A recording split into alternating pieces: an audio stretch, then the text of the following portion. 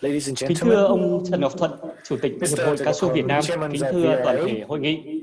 Điều đầu tiên, tôi xin trân trọng cảm ơn Hiệp hội Cao su Việt Nam đã cho chúng tôi có cơ hội hợp tác để tổ chức hội thảo kết nối cung cầu hướng tới sản xuất cao su thiên nhiên bền vững tại Việt Nam. Forest là một tổ chức phi chính phủ có trụ sở chính tại Washington của Hoa Kỳ. Chúng tôi hoạt động ở nhiều quốc gia khác nhau, trong đó có Việt Nam. Nhiệm vụ trọng tâm của chúng tôi là cùng với các đối tác bao gồm các cơ quan quản lý, các công ty và cộng đồng xây dựng các chuỗi cung các sản phẩm nông lâm nghiệp bền vững. Hội thảo này nhằm tạo ra những kết nối ban đầu giữa các công ty tiêu thụ cao su thiên nhiên toàn cầu và các nhà sản xuất cao su tại Việt Nam, bao gồm cả các hộ khởi nghiệp. Hội thảo cũng thúc đẩy việc sản xuất cao su thiên nhiên theo hướng bền vững tại Việt Nam trong tương lai. Hội thảo là các hoạt động khởi đầu của chặng đường sản xuất cao su thiên nhiên bền vững tại Việt Nam. Chặng đường này có thể gập ghềnh, tuy nhiên tôi tin tưởng rằng nếu chúng ta có mong muốn và nỗ lực tập thể, chúng ta sẽ tới đích vào một ngày không xa trong tương lai.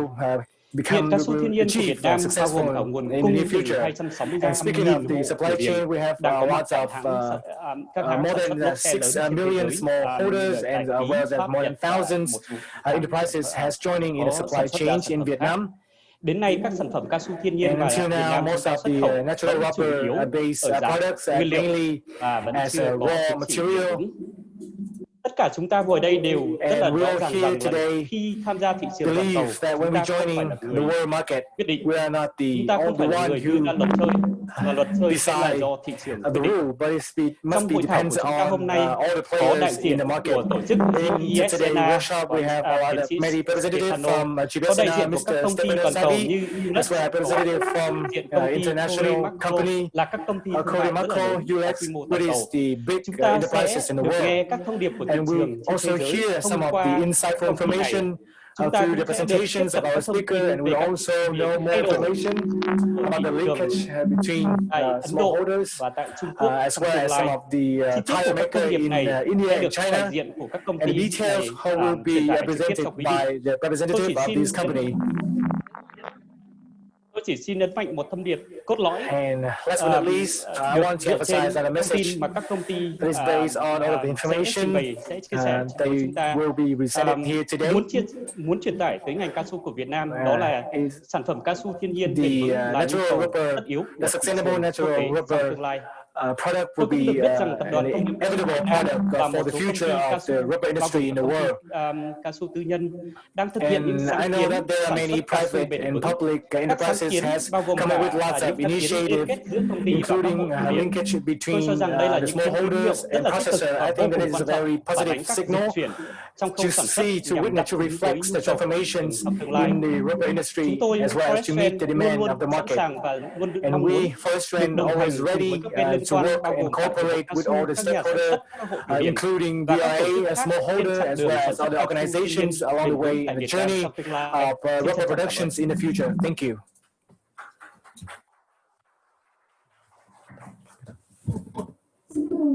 trọng cảm ơn. Thank you, Mr. Joseph. And next, I would like to introduce Mr. Trần Ngọc Thuận, the VRA, to have the opening remarks.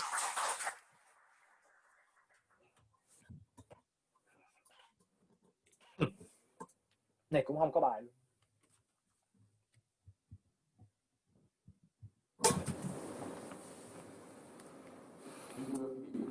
Ladies and gentlemen, speakers, distinguished guests, members, enterprises, representative. First of all, on behalf of the VRA, I would like to express my warm welcome to all of the participants here and joining with us in today's workshop, Connecting Supply and Demand, Moving Towards Sustainable Natural Rubber Production in Vietnam, which is organized by Forest Trend and VRA. Due to COVID-19, our workshop is organized both online and offline. Therefore, in today's workshop, we would like to welcome the representative come from enterprises as well as the rubber organizations and more than 100 members of the VRA. We can say that the rubber community doesn't have a chance to meet directly due to COVID-19 pandemic. However, due to the development and the advance of technologies, we can also shorten the geographic gap through such a high tech. And as you know, that there is many burdens and obstacles in the economy of the world, especially in the beginning of 2020, with the limited transaction and transportations, as well as the disruption of supply chain, has shown clearly through some of the sectors, and especially in the last few months of the 2020, we will witness the new wave of COVID-19, and we have to prepare for maybe a new lockdown case, and as well as with many commercial war and tensions, and especially the world trade between American and China.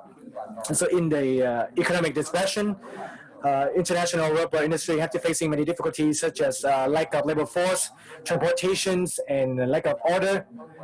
And with the impact of the extreme weather for many rubber producing, so like Thailand, Vietnam, and Indo, NNBC expected that the output of the world will be decreased reduced to 19 million ton. And the expected price in the first beginning of 2020 will be witness the sharp decrease in the first 2020, and especially at the end of the second quarter, actually seen some positive sign after we see some better policies from the government. Facing the COVID-19, which are well controlled in Vietnam, our rubber industry has managed to overcome the difficulties, and as well as to overcome the extreme weather in order to perform the missions. It both control the impact of the COVID-19 as well as to improve the yield and the capacities with the effort of the rubber industry in the first 11 months of 2020. The estimation up to 2 billion value, and in the same period in 2019, the export volume is increased up to 19%. And as you may know, sustainability has become a very inevitable trend for many agro products. And in recent years, we see many sustainable development trends that they prioritize eco-friendly as well as CSR activities, or many environment-friendly certifications that promise to increase the added value. The demand for natural rubber is keeping increasing and expanding, and this is set out a new target for many enterprises in Vietnam in order to develop in a sustainable way to ensure that the price of natural rubber will be stable. Sustainable development will create huge opportunities for the company and enterprises to open their market and open their network, as well as to reduce the input costs and integrate it deeply into the world market. In reality, Vietnamese rubber industry has some effort into develop in a sustainable way to improve their capacity, as well as to use rubber wood as the eco-friendly materials and to reduce impact on environment, and with some of the lotus production farm and to reduce the carbon dioxide emission. Ladies and gentlemen, I believe that today a workshop will be a bridge for us, especially for the supply and the demand side, to talking with each other, as well as discussion some of the linkage model between the smallholders and the processors in order to promote sustainable development of rubber industry in the future. So I hope that there will be many insightful information today, as well as a lot of questions in order to solve future problems. With our confidence and belief in the future of the rubber industry, I would like to now state that we will begin the workshop of connecting supply and demand, moving towards sustainable natural rubber production. Thank you. And as for the connectivity of natural rubber in Vietnam, sustainable rubber, and on behalf of the organizers and VRA, I would like to note to the attendees and the participants organized by VRA and Roller Strand and the annual meeting tonight. the COVID situation has been researched, and recently from the 1342, 1449 patients of the COVID-19, and Ho Chi Minh City has informed the 14 areas, and we are now in the COVID-free zone. So we are pretty safe, but as for the instruction by the National Committee of COVID-19 pandemic and by the Prime Minister, we shall continue to hold the organization of seminars. And if there is an organization, we should follow the guidelines in order to follow through. And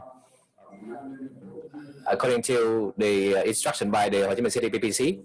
And on that note, I would like to suggest that we stick to the guidelines of the government on fighting against the pandemic, especially today. We also can take pictures and photos of what happens. However, in that situation, we do hope that we can refrain from posting on the Facebook or popular networks, because people might think that we might be holding the seminar against the rules. So please share with us. Cái màu trắng nó rút ra màu trắng như này.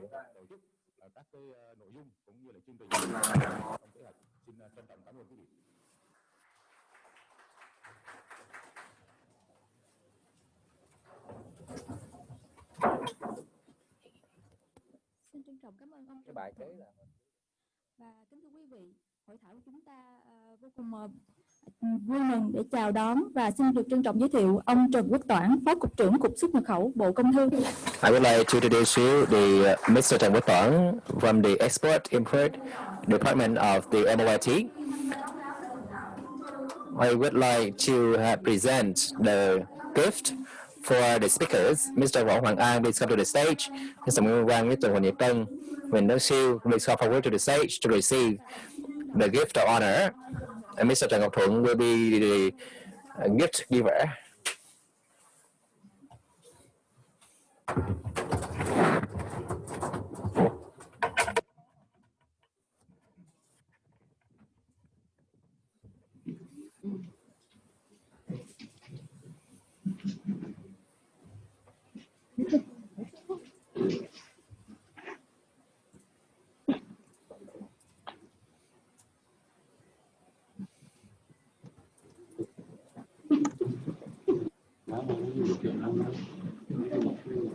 Đáng lẽ nào con xe phải đeo có mặt khẩu trang lên.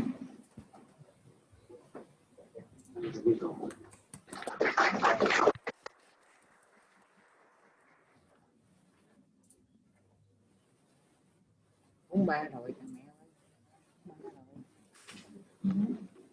Kính thưa quý vị, I would like to introduce Mr. Võ Hoàng An to come forward to introduce about the task by the VRA and the overview of the situation in Vietnam.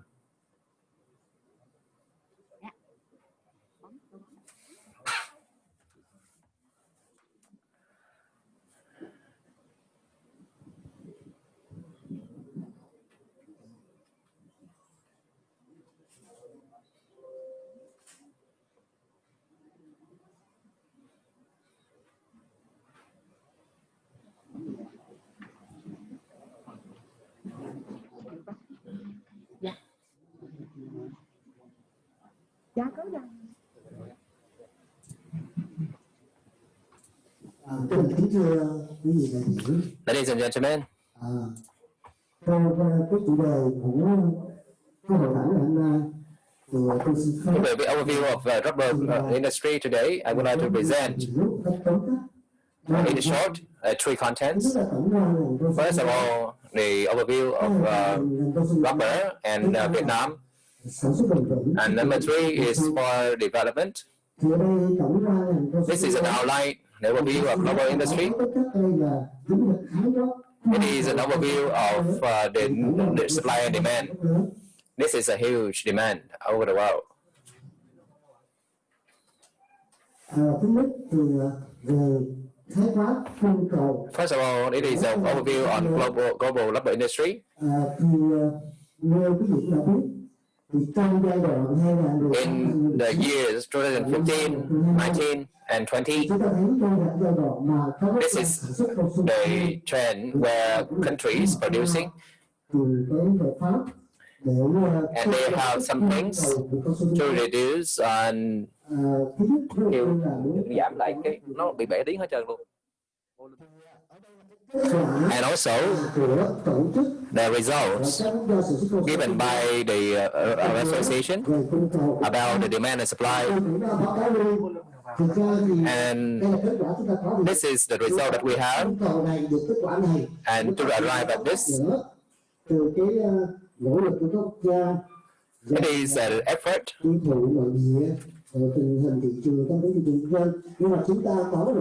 It means we have positive results in this time, 2020, about the supply. In 2015, the output and the consumption was 100% met, meaning we have 12 million roughly, and the demand and supply was very approximately the same.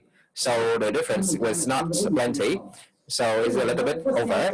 However, there are some times that means demand will surpass the supply or vice versa. In 2016, for example, the production here in PNRC, the 12 million tons, and the consumption is 12,700,000. So it is minus 230,000 tons. In 2017, it was also a difference on 59, and 2019 was a little difference of 74, and 2020 the situation was changing. It was not as the normal years. So both the demand and supply was shrinking, and they were shrinking both for demand and supply. Next, I would like to introduce to you a little bit about the top largest natural rubber producers, 9 countries among others.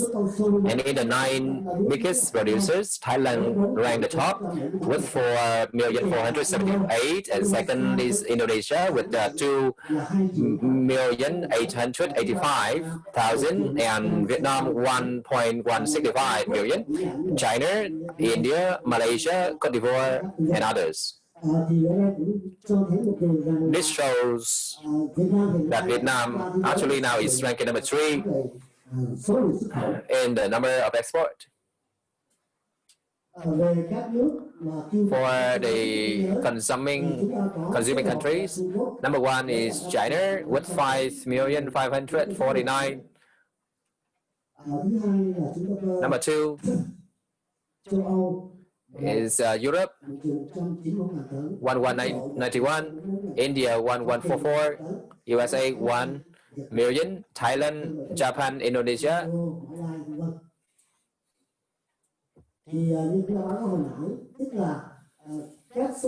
The numbers about demand and supply was seen in 2020.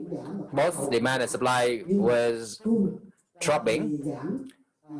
The supply was dropping just a little, about 8.4%, and the demand fell 8.4%. For the overview of Vietnam rubber industry, on the 3 types of rubber, 3 rubber products, there are plenty of them. For natural rubber, for rubber wood, materials and products, and rubber products. For all in all, 2019, we seen in Vietnam 7.1 billion USD in export, in which the natural rubber takes $2.3 billion, and 2.4 billion is rubber products, and 2.38 billion in rubber wood. Come together, they have 7.1 billion USD. Let me capture on the situation about natural rubber in 2015 to 19. So the area of cultivation was decreasing from 2015 up to 2019. And from 1 million hectares up to 2019, we have 941 hectares only, 1,000 hectares only. So that for the production, actually calculating for 1 million tons in 2019, the outcome, the production was 185 million tons. So the area was decreasing while production was increasing. For the sectors, so the estates, for the estates, 461,695, and the production was 452,000, and the yield is 1.5 tons per hectare. And SOE, private enterprises, a small holding. So small holding was taking like 732,000, and small holding takes 51%. For production, small holding takes 62%, and estate 38% roughly.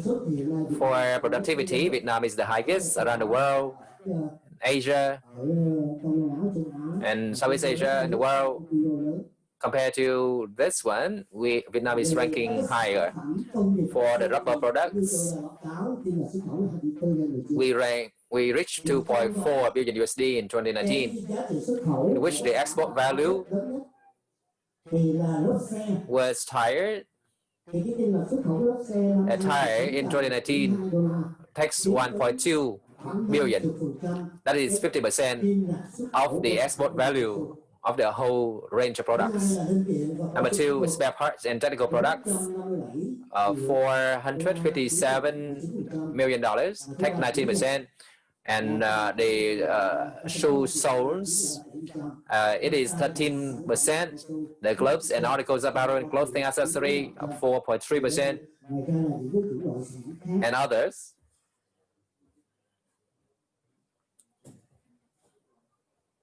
For rubber wood, from 15 to 19, the export value of rubber wood was increasing. It was 2.39 million US dollars in 2019, and from 2017 to 19, the product was increasing in value. In 2017, it was roughly 1.4. And in which we see the rubber wood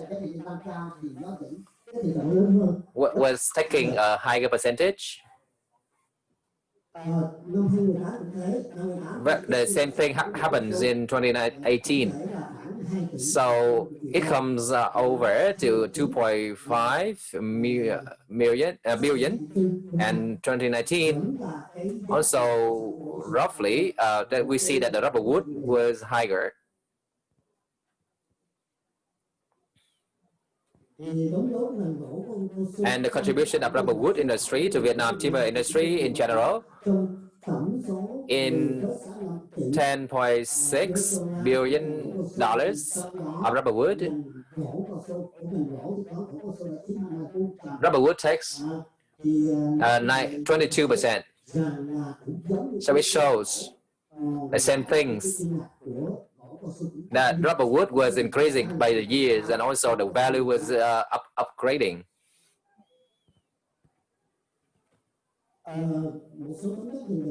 And so some of the comments here, the rubber wood and rubber product sectors are gradually increasing, and the rubber wood is encouraged to develop to meet the domestic market, and Vietnam rubber industry is looking forward to the sustainable development in all three subsectors: natural rubber, rubber products, and rubber wood.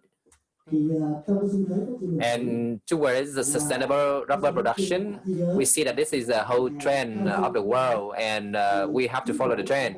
And the government has some policies for sustainability in agriculture. It is the decision of 432 and 1393 or 622. Those are decisions by government, and those show that the Vietnam government wants to stabilize the rubber area and to restructure rubber industry and encouraging the development of rubber products, because we have to restructure in order to enhance the value added and sustainable development.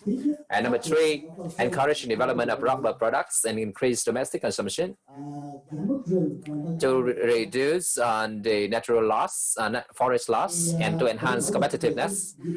To enable this for sustainable development, we have to look at building the Vietnam industry brand, Vietnam Rubber, in order to be known around the world, to enhance our quality and image by registering for protection in Vietnam and around the world, in India, China, Taiwan, Laos, Cambodia, and US and other European countries. And number 2, we develop the guidelines for sustainable management of rubber production with the international businesses organizations and the organizations around the world in order to have the guideline and the clear instructions on how to manage sustainably.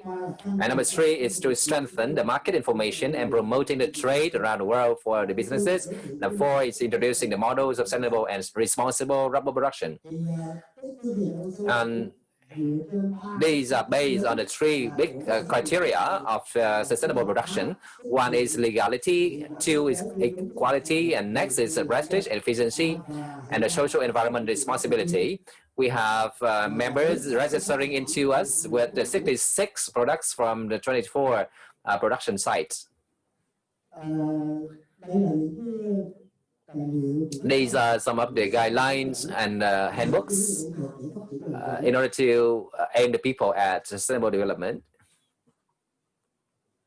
And besides that, we also enhance cooperation with international organizations, Forest Trend, Oxfam, Pan Nature, WWF, FSC, and all other internal, HAWA, FIFOREST, BIFA, VFCS, and all the likes, and found or pledged in order to have the guideline for the sustainable development of rubber. And what are we doing in VRA? And how do we help you as members? We have 4 pillars. 1 is to promote Vietnam with the sustainable development for the community. We are working with the enterprises in order to promote for the name of Vietnam Rubber. This is the brand that we built to reach the human, the community, and the environmental development, to support the members to follow the FCS, and also to increase awareness of sustainable and responsible development and promote guidelines for sustainable rubber production for the enterprises and also the members of our VRA. And by this, I would like to say on behalf of the here, the program is very time bound, so I don't have much time to elaborate on this. So the details shall be elaborated by the next speakers during today's program. Thank you very much.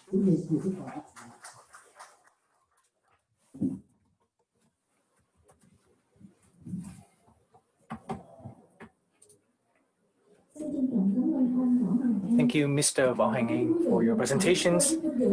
And now we would like to welcome our next speaker, Mr. Lê Hành Tai, come from the Import-Export Department, MOIT. In following sessions, I would like to welcome Dr. Nguyễn Vinh Quang, Policy Analyst of Forest Range, who will have the presentations on the linkage between smallholder, processor, and purchaser, the current status and implications for the rubber industry in Vietnam.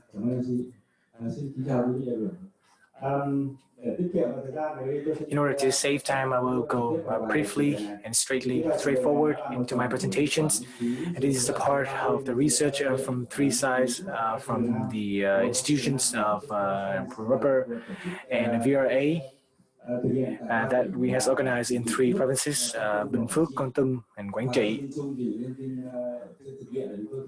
And all these information was collected from these 3 provinces and was carried out in May and July this year. There are 4 main points in my contents.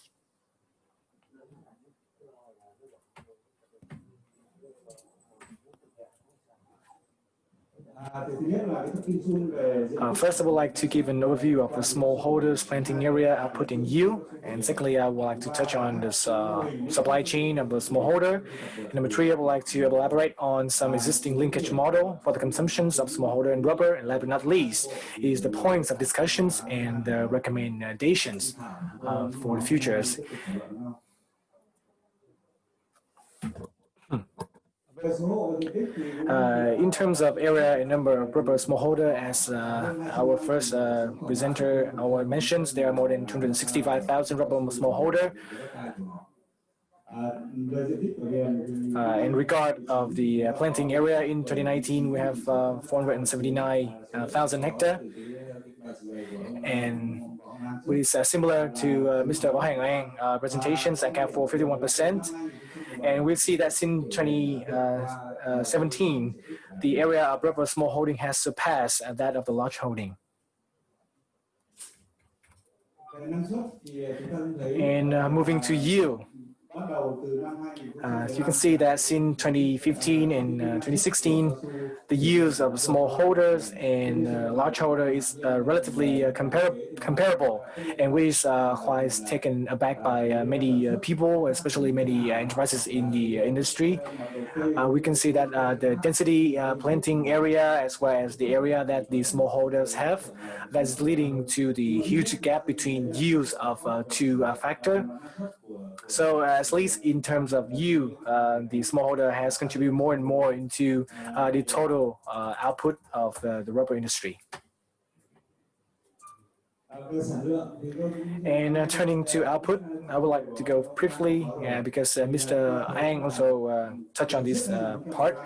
And you can see that since 2015, the small holding has also contributed more than large holding, and this gap is keep increasing up until 2019. And in this chart, I haven't mentioned the total output that we have imported from other countries. And this is around 300 to 600 and up to 800,000 tons imported goods, especially rubber goods from other countries. So if we use that calculations, the smallholder is just account for 30 to 40% of the total number of output in the rubber industry in Vietnam. In here, we have the flow chart of the smallholder rubber supply chain. As you can see, most of the smallholders will have to work, and we have to have transactions with the dealer or trader. And then go into the FDI company, private or public enterprises.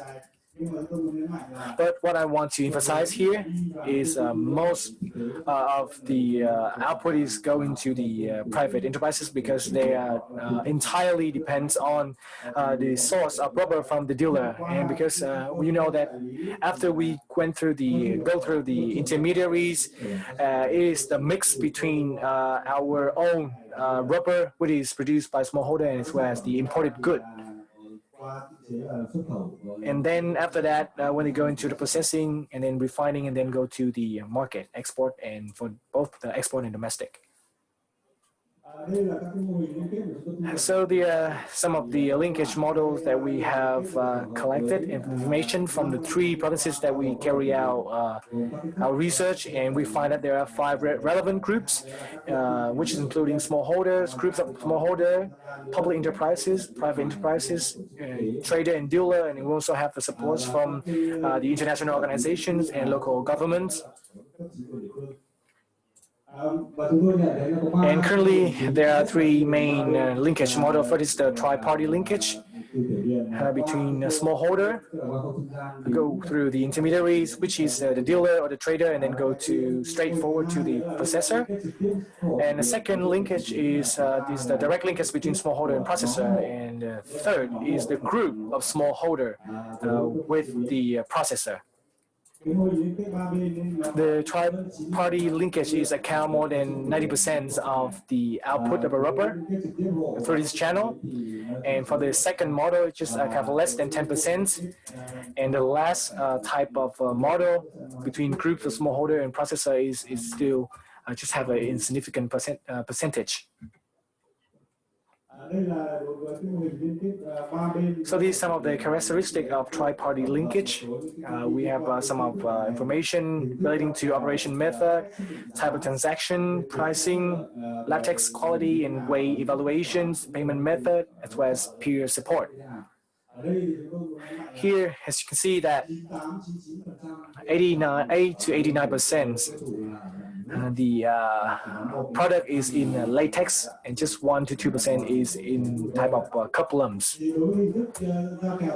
For the type of transactions, basically is a daily transactions, because their main product is latex, and for the couplum is just transacted after a given period of time.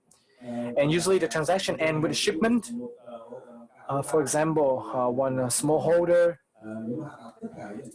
if they are tapping all the area, maybe 2 to 3 days, they will ship to the dealer.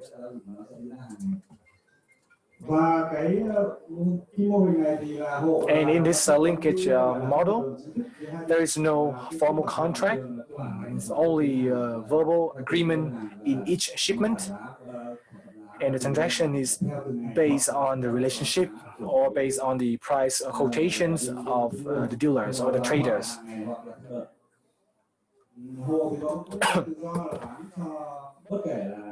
And the smallholder can choose, free to choose the buyers. And for the dealers and relating to the quality evaluations, the dealer will conduct evaluations and measure the latex total solids contents, and this is all controlled by the dealer through all the measurement of these products, especially the latex product. For the couplums products, and even for latex, they may use cross-buying methods. It means through visual inspections, and it's based on their own experience in the market, and it still can happen. For example, maybe they have a long-term relationship with that particular smallholder, and they will prioritize or so-called facilitate them so that they can easily access to the market. And the payment method, cash is a dominant method, and one-time payment is preferable. There is some case that they will just have some kind of verbal agreements, but most of the cases is they will try to identify the price and try to finish it off by shipment. And for the peer support, in this tri-party linkage, the processor can make dealers a loan, and the dealers can give loan or issue advances to smallholder, as well as some materials like fertilizer and stimulants, and then the smallholder will repay dealers with latex or cash, and the dealer will supply the material latex to the processor. Here there is some highlights that I would like to emphasize. First is this is the loose and non-binding relationship, and mostly based on the credibility and trust between two parties, and the buying prices are set at the dealer options. And for sure that also look at a reference from other markets. However, the buying price will be set at the dealers, and the smallholder can accept or refuse this price, so they don't have any other negotiation option. And basically, these buying prices are lower than the selling price when you sell it directly to the processor. And there is one important characteristic is that the smallholder have no control over the latex quality evaluations. So it is cause many problems or consequences when they receiving the raw input or raw material, and lead to many negative impact for the processor. And then we can see that the latex is traded between dealers before serving processors, so that is reflecting an intention to push up the material cost. Another point is that the private processors mostly rely on the dealer's source of latex. And the traceability issue remains as a challenge, because many processors, they may require or won't require these information, or dealers may require or not require these informations. And however, the smallholder do not always provide the proof of origins, or cannot provide the complete or the exact informations. And the dealers also mix latex with the imported goods before they supplying materials to the processors. Therefore, there is no such traceability and no proof of origins. And when they come to the processing stage, it's become a mixture of both internal produced and imported. And I think it's a very important point when we have transactions with other companies, especially some big corporation, international one, with their very strict standard.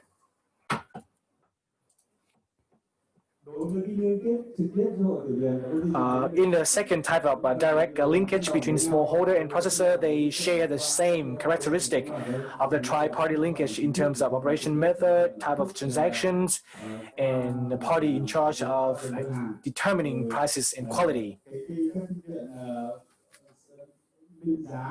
And the quality evaluations and pricings also be decided by the processors, not from the smallholder.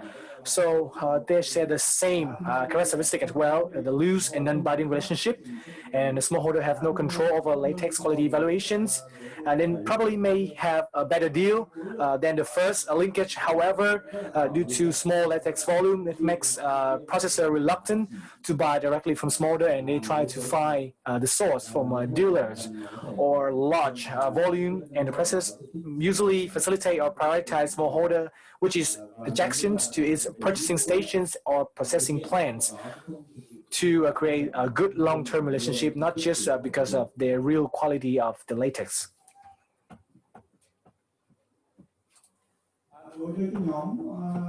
And in the last model, which is the direct linkage between the group of smallholder and the processors, we have carried out research in Quảng Trị province, in Gia Lai as well. However, we cannot validate this model in Gia Lai, but however, in Quảng Trị province, there's already the group of smallholder linkage with the processor, maybe around 15 to 30 smallholder per group. And in this group, they will have the representative to selling directly, as well as signing formal contract and agreement with the processors. So in this model, so each group of smaller, they have a free participation. However, they also have agreed regulation that require members' compliance. And they also have to submit initial capital contributions, as well as ensure that the latex has a high quality and no impurities when they sell or provide to the processors.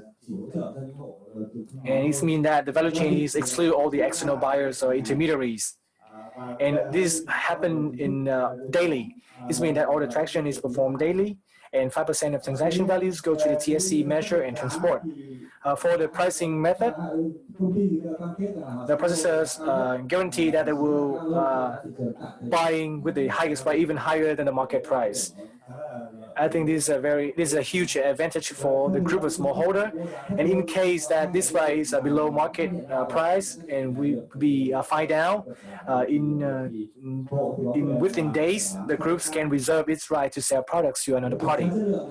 For latex quality evaluations, both can have the double check inspections by groups and by processors to resolve all of the dispute and conflicts of interest And for payment methods, cash still remain as a dominant ways. However, as a group's request, there may be another option such as wire transfer. And the processors will provide high-tech trainings and some of the material like anti-freeze or rain covers to support the members of the group in order to have a better capacity as you. Some of the highlights in this model. First, they have the solid and legally binding relationship. The channel enables better prices than the others, as well as ensure higher stability and quality, no impurities, as well as some mix between imported goods, and the latex quality results can be reconciled by both parties. And for sure, one of the important things is that they can ensure to provide a larger volume of trading latex. However, this linkage model has yet to gain popularity, even though it has a lot of potentials in the market. And we also carry out some of the research for the group of smolder for productions in some of forest and forestry product to provide for ITA. And I think this model had developed in 2015 and 2016. And we highly recommended that this group, this direct linkage between group of smolder and processor need to be promoted more in the future.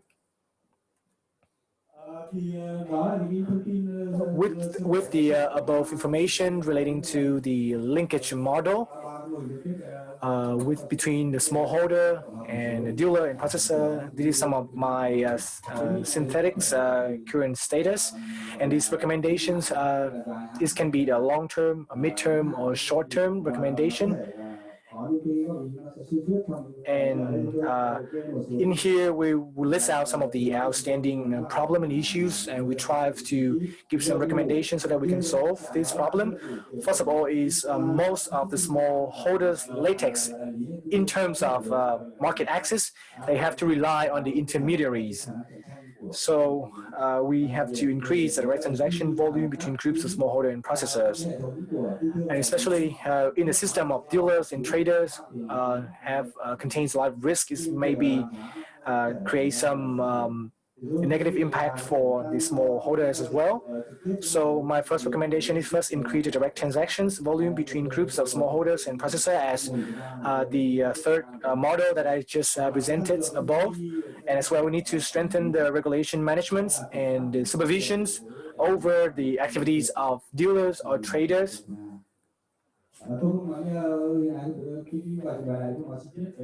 So in this presentation, I will not go deep dive into the role of the government, but we all know that the transactions between the stakeholder, between dealers and smallholder need to have the supervisions from the authority.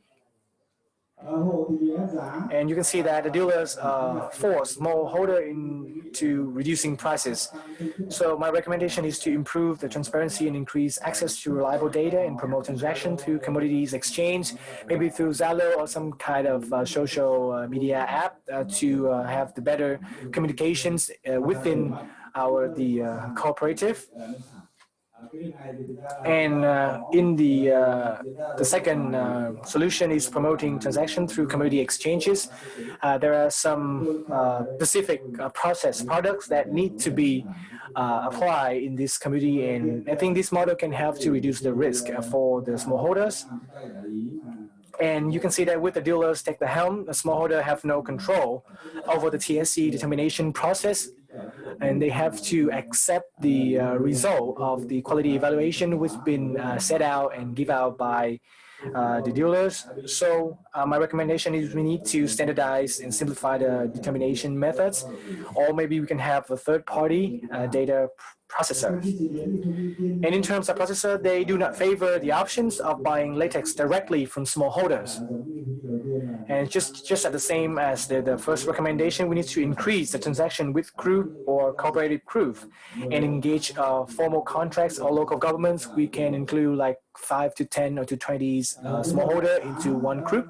And due to low rubber prices, which is the situations that happens for years, Many smallholders have reduced or ceased their investments. So I think that we need to have some mechanisms to ensure their livelihood, maybe some risk insurance for smallholders, so that we can stop these situations. And if we can apply for natural rubber, I think is a very good way to come around this issue.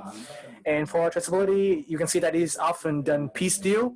So we need to standardize administration process, and as well as improve the inspections and supervision functions from the authority as well as the regulator from the government side. So this is all of the information that I want to share with you due to the restricted time. So I just can go through briefly and I cannot go deep dive in these informations. And you can see that my report is coming soon in the future and expected to be released when we're working with the VRA to give you the final versions, including all the information relating to natural rubber wood of the smallholder at the end of this month. So you will have our final report at the end of this month, so you can see and find out more information about this market. Thank you.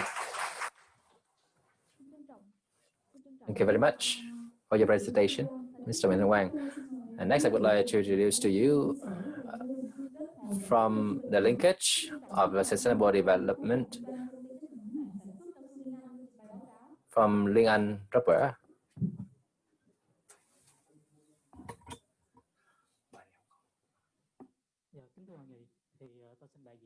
So I would like to speak on behalf of Linh Anh company to share with you some of the models for linkages of sustainable development with the smallholders in the Ninh province. People have been listening to Mr. Nguyễn Hoàng An and Mr. Wang talking about FSC. I would like to make clear about something. FSC is a Forest Stewardship Council. This is an organization of non-profit. They set the high standards for the forestry products in order to make use of the products in the best way that we can for the environment and society. And these are the 10 sets of criteria that they want to pursue. And these are the guidelines. So I would like to go through this very quickly. And based on the 10 criteria here, 10 rules here, if the business can meet the 10 rules here, it is very good for the environment and for the society in general. And in here, it shows very clearly about the responsibility of the corporation to the society and the laborers. And next one, the product with the FSC standard will bring their own brands in order to permeate into the society and to the environment. This is one thing new and which can have the impactful impact to even the strictest environment or markets. And last but not least, after meeting the strictest requirements by the FSC, then one company might enhance its brand name through the contact with the strictest possible demands of customers, and therefore they can have the better products in the market. These are some things for some food for thought. So Linh Anh understands this, and to understand that our long-term vision, and we apply the model which is called FSC security. We mean the chance of custody, COC. The COC for FSC of Linh Anh, we know the certificate or the original product. For example, when you know a Linh Anh product, that you can understand that that product, a particular product, comes from the origin, where is it from and when, and even the worker who did the work of tapping, and that is very clear cut and very clear to the origin. We can trace back to the origin. Linh Anh was also have the pilot program in the land of cultivation, and 300 hectares belong to us, and the other belongs to the smallholders. And the pilot program was carried on for 24 months, and we can come up with some of the things that we think positively about. One is it is maximizing the management. because we have the FSC standards and model. We did the ISO already in the past, but FSC is more closely monitoring, and this is more scientific. And number two, the latex quality material enhanced sustainably, because when FSC requires things regarding hygienic conditions, about tapping, about production, and many storage, and they are just following the international standards. Therefore, the quality is enhanced. Besides, when they discover that the latex or our product has some problems in that, we can trace back to the origin and see why the product of the particular product was lower than the earlier production. And for the smallholders, they also look into the FSC program, the scheme. They know that the quality and their statistics through the years, it is quite good, better for them to manage their own production. And they themselves also enhance the input, and so their income. These are the FSC conformity products. And for the laborers, they enhance their productivity, because when applying FSC, the laborers are equipped with the technical side, because we hire the experts to train the people working in the field, and they feel themselves more important because they are equipped with more skills, more conditions for tapping, and through that they also enhance their spirit of work and also their productivity. However, these are some of the photos that we took on the field. Those are the logbook, the daily logbook, and the after harvest, post-harvest logbooks.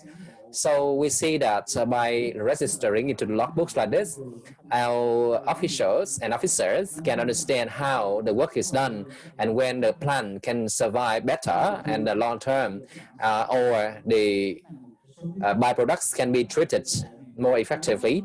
These sets comprises a lot, and we can have more crucial and close-up control of the situation.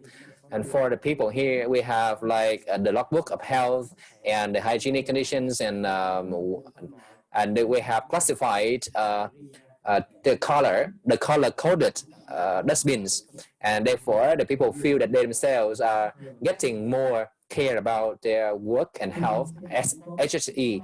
However, there are two sides of the coin, because we have seen that the awareness of the people here, for the crucial part, most of them are working in a traditional way or very outdated way. They are just tapping for sales. They do not realize the need for enhancement or to enhance themselves. And this is the initial difficulty when we work with the smallholder. And the next thing, for the information tracking system for each smallholder is really difficult. And for the smallholder themselves, they think it very simply. Sometimes owner is both the person who buys and sells, and the accountant, and the person who keeps the logbooks. And so therefore, when Ling An approaches them to talk about the stricter control, and they ask us back, oh, I don't have the person to look at that, or no one can show me that. So they don't know anything about the FSC, and they have the logbook, only a very small handbook to monitor everything. So this also enhances the management fee and their productivity. Also at the beginning of the year, in quarter 1 and 2, that was really a huge burden for them, because actually it slowed down their work, because they will have to change into another way of work. They do not care much about how to get it better, but they think that this is a burden for them in order to learn new things. So the company ourselves put out an effort to approach and to address the smallholders, because we think that this is a long-term project with a clear aim in mind in order to approach for sustainability.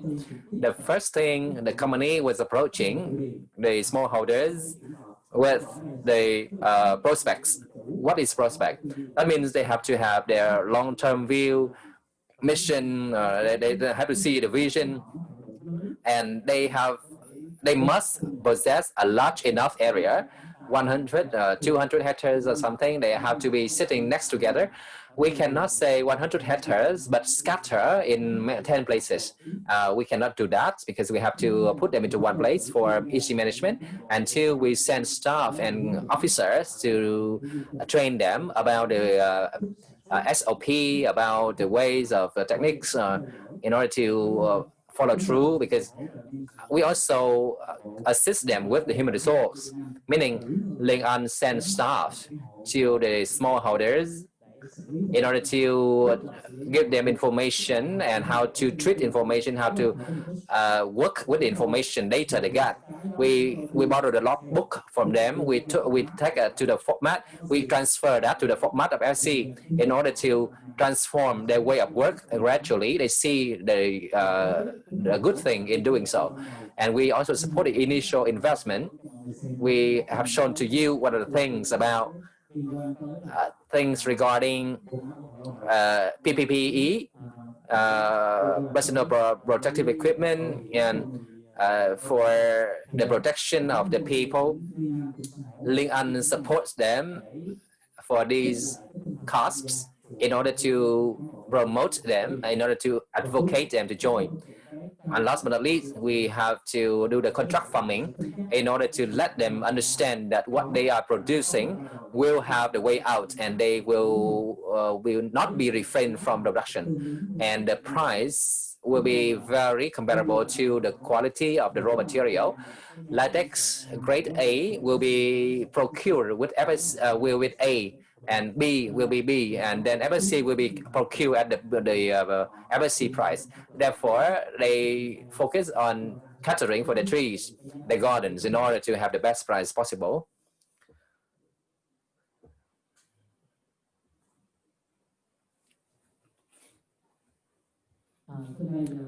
I have presented some of the comments, the notes on the situation and what we have done through the 2 years recently.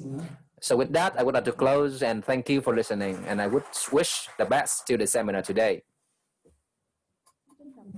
Thank you. The sharing from Tân from the Linh An company.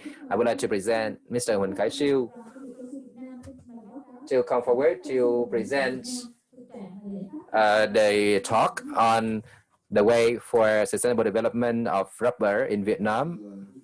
Ladies and gentlemen, as presented, as required, and also I am allowed by my staff and the people of the company, I would like to come forward to say about some of the notes about the way to promote sustainable development. Because the time is a limit, I have only 15 minutes.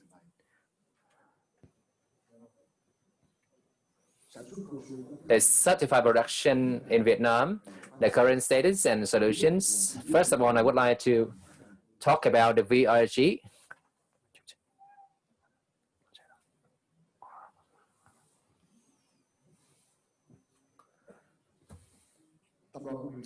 The VRG used to be called Vietnam Rubber Corporation in 1995.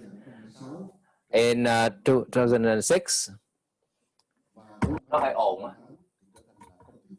and that will become the joint stock company. And our business area was planting, processing, and trading in natural rubber, the processing of wood, rubber woods, and the preliminary production. Also, the wood is our product, investing and trading in industrial parks, and also the high-tech way of cultivating. The area of operation lies in the southeast region, Central Highlands, Central Coastal region, the northern region, and with some neighborhood country like Laos and Cambodia. With the company scale, we have the capital of 40,000 billion dongs with the 107 subsidiaries, including 65 rubber growing companies and 7 wood processing companies, 7 industrial parks, 11 service and industrial companies, and 12 service companies, with a total employees of 80,000. We are headquartered in Hai Ba Trung Street in District 3, Ho Chi Minh City.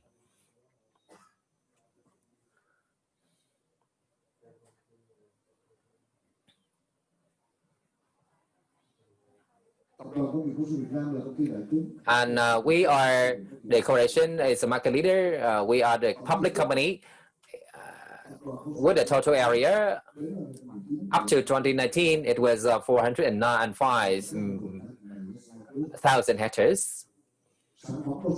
And our products were supplied to the tire manufacturers like Sailun, Kamho, Sumitomo, Changlin, Genshin, Kasumina. And also, we also serve major distributors worldwide, and we are available in 50 countries and markets. Here are some of our products.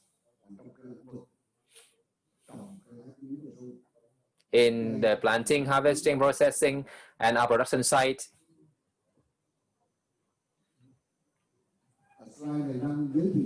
And this slide introduces some of the products of the industry. And these are done by the member companies, like we manufacture the tires with the Ba Shao brand, VRG, and the balls, gloves for medical use, and also the chains of production, and the production and construction, many others. Those are the basic products that we serve. For wood product, we have 12 companies specializing in these, and 3 of them for MDF, taking 50% of the market nationwide. And this is the industrial park in Tân Bình, Phước Hòa, and some products that we produce from our site. And this photo shows you some of the preliminary products. This is the high yield banana plantation.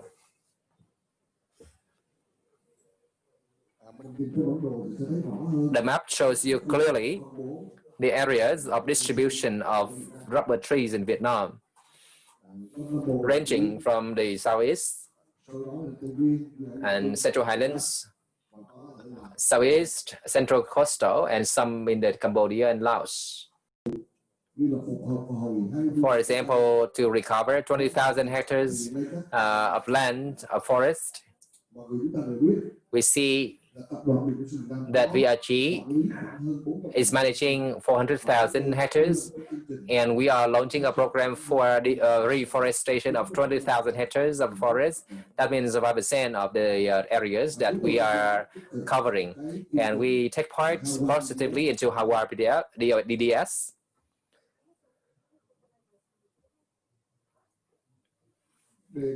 And we also promote the responsibility with the market environment and to enhance international cooperation. And not only just VRG that has done the job, but international cooperation is crucial and needs to be done regularly around our core task. International cooperation should be paid attention to. Like with the international organizations, and we are promoting the international cooperation, which brings a lot of advantages and initial results.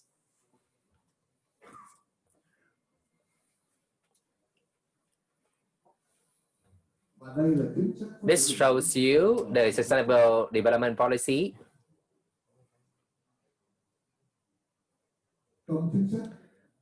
And in our policy, we have some main points. We highlighted the attention to surrounding communities and what is meant by attention. We have been paying attention to the community for a long time ago, and we pay due attention to that because as a business, mostly we are based in Vietnam soil. We have to follow the rules of the land, and we directly or indirectly pay attention to the people and community around us. However, the community sustainability program is highlighted in the core task with a clear agenda, which is measurable. Number 2 is we care for the biodiversity. We used to think that the rubber is rubber, but recently we realize that sustainability should be met with biodiversity. Biodiversity covers not only the plants, but also animals in general, in the flora, for example. So in time that we are possible to do, we will do that. And number 3 is to protect the water resources and to conserve the water and to reduce the waste. Laos, Cambodia also have the laws from them, and Vietnam has the law on the environment. And whether or not we want it or not, we have to follow through. And this should be paid more attention to, which will be systematically launched. We have to reduce on energy use and greenhouse gas emission. For any business, this is a sound strategy, and even more for VRG. We have to conserve energy in many ways to replace the outdated equipment, to deploy the use of solar energy plants. We are deploying 3 solar plants with 50 megawatt, and we will strive to push this even further in 2021 to control the use of chemicals, and we refrain from using the environmentally unfriendly chemicals, and to conserve and develop the forests. As I said, VRG was launching the program for reforestation, 5% roughly about the coverage of areas. Next, we have to actively remain the title of the VSCS and PEFC. For Vietnamese enterprise, the first thing that we care about is the national certification first, and we go on for international certification when times come and when the resources are enough. So we focus on VFCF first. And to do this successfully, we work with the forestry, Vic Forest, and we have the program for 2024, and we implement to the end of 2019. We have already 11,000 hectares of rubber plantation like this, and we have BFCS for $56,000, and we're looking at the number 56,000 hectares by the end of this year.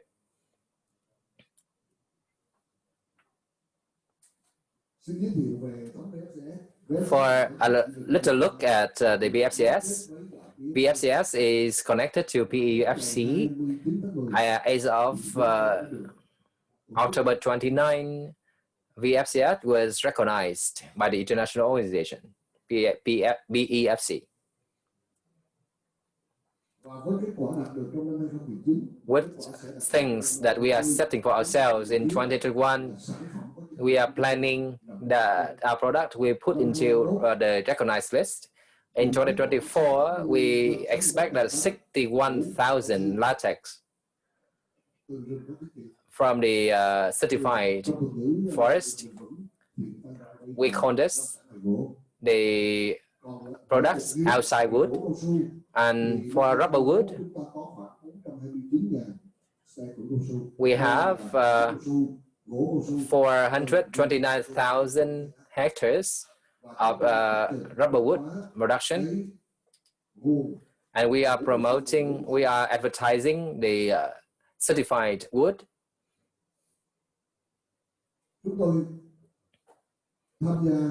We join positively in the CSI 100 of VCCI Vietnam with the MOIT and the MARD. We join in 2021, and we are informed by the organizer that this year we have 14 members being listed in the top 100, and the best is number 7 in 10. So this is a very encouraging result because the things that we see here in the list is very similar to PBFC. It shows that actually we are quite at the right place and right time to launch ourselves into international certification. And during the implementation of the forest certification, we do have some difficulties and challenges and advantages. Firstly, we have the Vietnam Administration of Forests and the Department of Forestry Production from MIDE, and the member companies, they are with intensive experience in ISO system, so there's no problem for them enrolling this FVFC. And also the COC job can be done better already among the enterprises. The outcomes is that the PBFC approved the VFCS on the 29th day of October. This was because of the COVID. Without it, we should be recognized very earlier. And some challenges are recorded.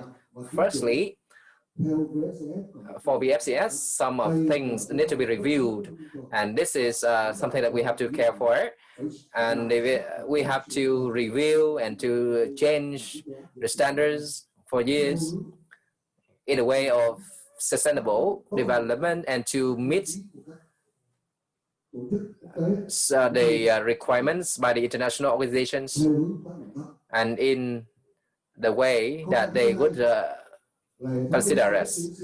Number two, this is a new standard. Therefore, people are not used to the VFCS or PBFC. This is the parallel system, very close to VFC. However, it is the need where the demand meets the supply. And some are not well aware of the situation.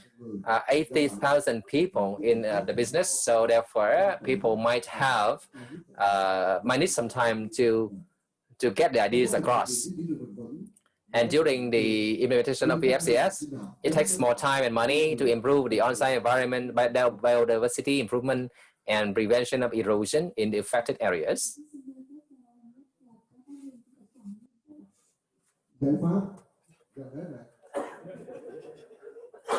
Very close to the end, he said. Yeah, so we continue to implement the VFCS. We develop and implement sustainable forest management plans. We continue to work with the VForest, domestic and foreign organizations to provide trainings and guidance on the implementation of sustainable forest management plan for the entire rubber areas. And we register a chain of custody and the processing factories. Also, we implement things to work toward FSC. We have been working hard toward the FSC system and to become FSC compliant and certified. We are seeing the positive result, and FCS and VRG will enter the planning phase. It is called the roadmap towards re-entering FSC. And we continue to enroll the sustainability program in Vietnam, the enterprise program. And 2021, we strive to become in the list of top 10. And next, we have to promote the natural forests and sustainability certification practice. We have to look at the year 2021 or 22. And 5, strengthen the social responsibility and to invest in social security and prior given to projects. And next is implement the sustainable development solutions. For example, to work to minimize the social environmental risk, to have the guidelines for addressing complaints and preserve and restore the forest. And number 8, to promote the VRG economic viability. 9, we should promote the communication work. We have to enhance the work of sustainable development, disclose the performance, and we have to make the people aware of the rubber sustainability. And number 10, to strengthen collaboration with local and global organizations. I have come to the end of my talk. Thank you very much for listening. Thank you for your presentation. And now I would like to welcome Mr. Stefano Savi, Director of the Global Platform of Sustainable Natural Rubber, for his presentations on how to improve socioeconomic and environmental performance, the natural rubber value chains on Zoom. Thank you, and good afternoon, everyone. And I'm sorry I cannot be with you today in beautiful Ho Chi Minh City. My name is Stefano Savi. I'm the director of the Global Platform for Sustainable Natural Rubber. And before I start and tell you a bit more about GPSNR and what we do as an organization, I would like to really thank VRA and Forest Trends for the organization of this important event and for giving me the chance to be here with you today, at least virtually. So next slide, please.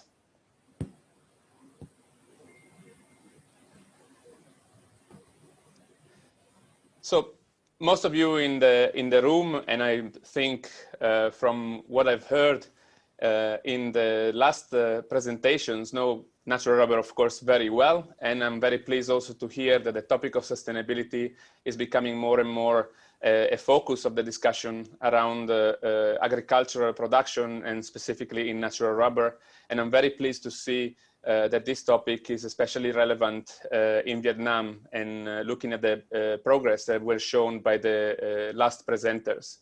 But a reminder that, yes, natural rubber is a key ingredient for many products, yeah?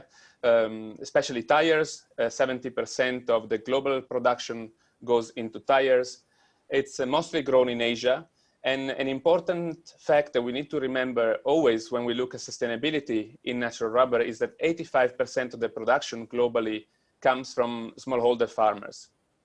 So for this reason, and considering the growing demand of natural rubber year on year, especially on normal years, I would say, and hopefully coming back to a normal situation very soon after this strange 2020, it's important to look at sustainability. Many of us, when we think of sustainability, we think that sustainability is only about the environment.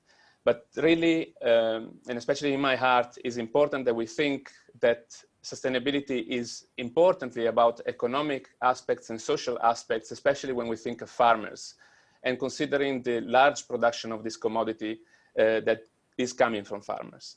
Natural rubber is by nature a crop and a cultivation that is well suited to be produced sustainably. But we need to make sure that this is the case, and especially in the way that we develop plantations, that we develop new areas for planting, or that we maintain and utilize the current areas under plantations. We need to ensure that the way that this is done sustainably and contributes to the sustainable development goals that all countries that are natural rubber producers have committed to. So next slide. So as you know, for many years, sustainability has been a question of demands, yeah, from customers on the suppliers, yeah.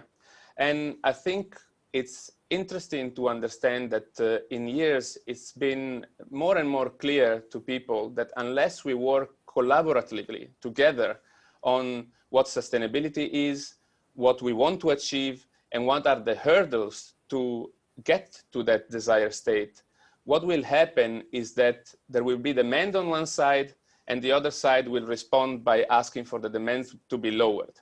And I think an approach that we should take instead is to agree that what we want to achieve, sustainability, is something that is beneficial for everyone, but we need to understand that this should be done with the concept of shared responsibility, where if the demands are high in terms of what needs to be achieved, there needs to be support by other stakeholders in the supply chain, and there needs to be reward for those that arrive to that goal.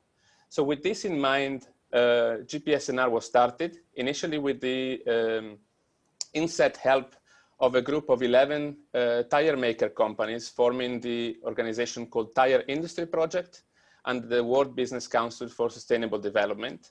And with the initial help of these companies, then soon after, we had a larger group of founding members starting GPSNR between the end of 2018 and the beginning of 2019.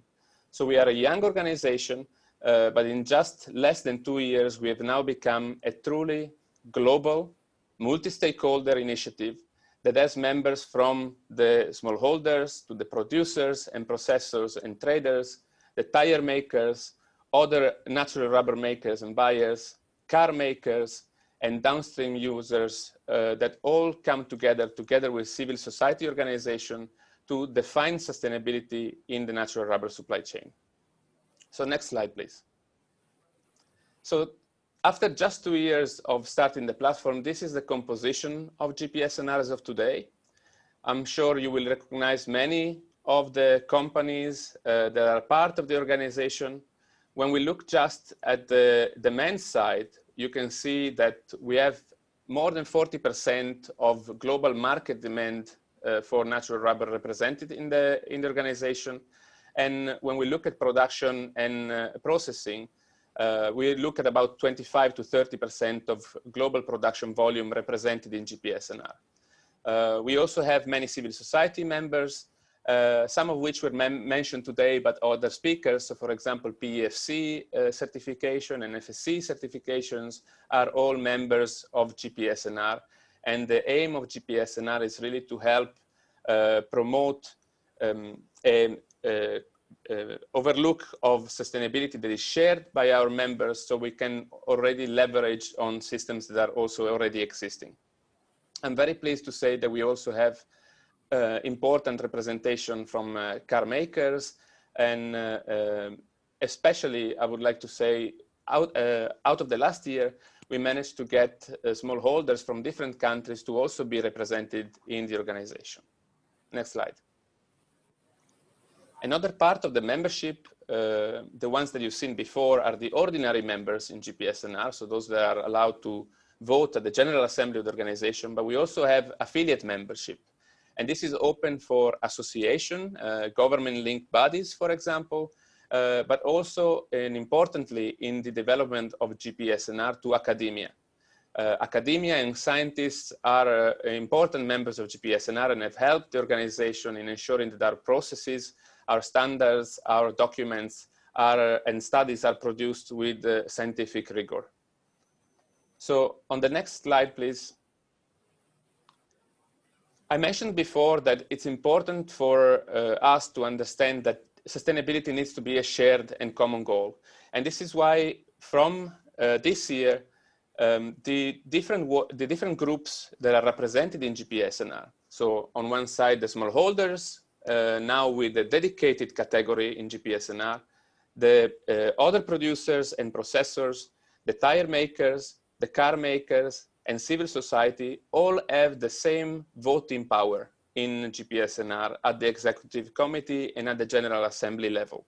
So decision-making in GPSNR is made by consensus, where every one of these groups need to agree in order for solutions to proceed. And we hope that with this, we will manage to achieve a point where really the goals and targets that are agreed by our members are easier to implement because of this common understanding. It's important to see that everything is really driven by members in GPSNR. The executive committee is members-based, and the working groups that are working on each topic of interest of the organization are also led by members and volunteers that are putting their time and effort to bring forward the accomplishments of the organization. Myself, I represent a secretariat that is actually only helping this process to materialize. Next slide. So from the beginning of GPSNR, we started to take a broader look of what we want to achieve. And the two working groups that you see on the left were formed, one on strategy and objectives. So to understand what is the goal that everyone in the organization wants to achieve, what is the current state of the industry, and what are the gaps between these two goals. And another group started looking at ensuring that smallholders were represented in the organization. We didn't have smallholders as members until 1 year ago, and now we have smallholders from 7 different countries being represented, including Vietnam. And I'm very happy to say that a Vietnamese smallholder is also in our executive committee in the organization at the moment. So with the work of the Strategy and Objectives Working Group, we identified 3 key areas of work. And I would like to say that broadly, these areas are, can be described in this way. The first one is for members to set commitments. So set commitments and set understanding of where, especially from a demand side, but also from a production side, where we want to achieve, what is the standard that we want to achieve for the, or the rules that we want to achieve for GPSNR. The second is how we can implement those rules. And in that implementation, we have been working on an assurance model for GPSNR that is now currently on development, as well as implementation guidelines that are under development with the working group. But achieving these goals is not only a matter of policing, yeah, and pushing members to do this. We need to also have support. And this is where GPSNR has been working on actions on capacity building.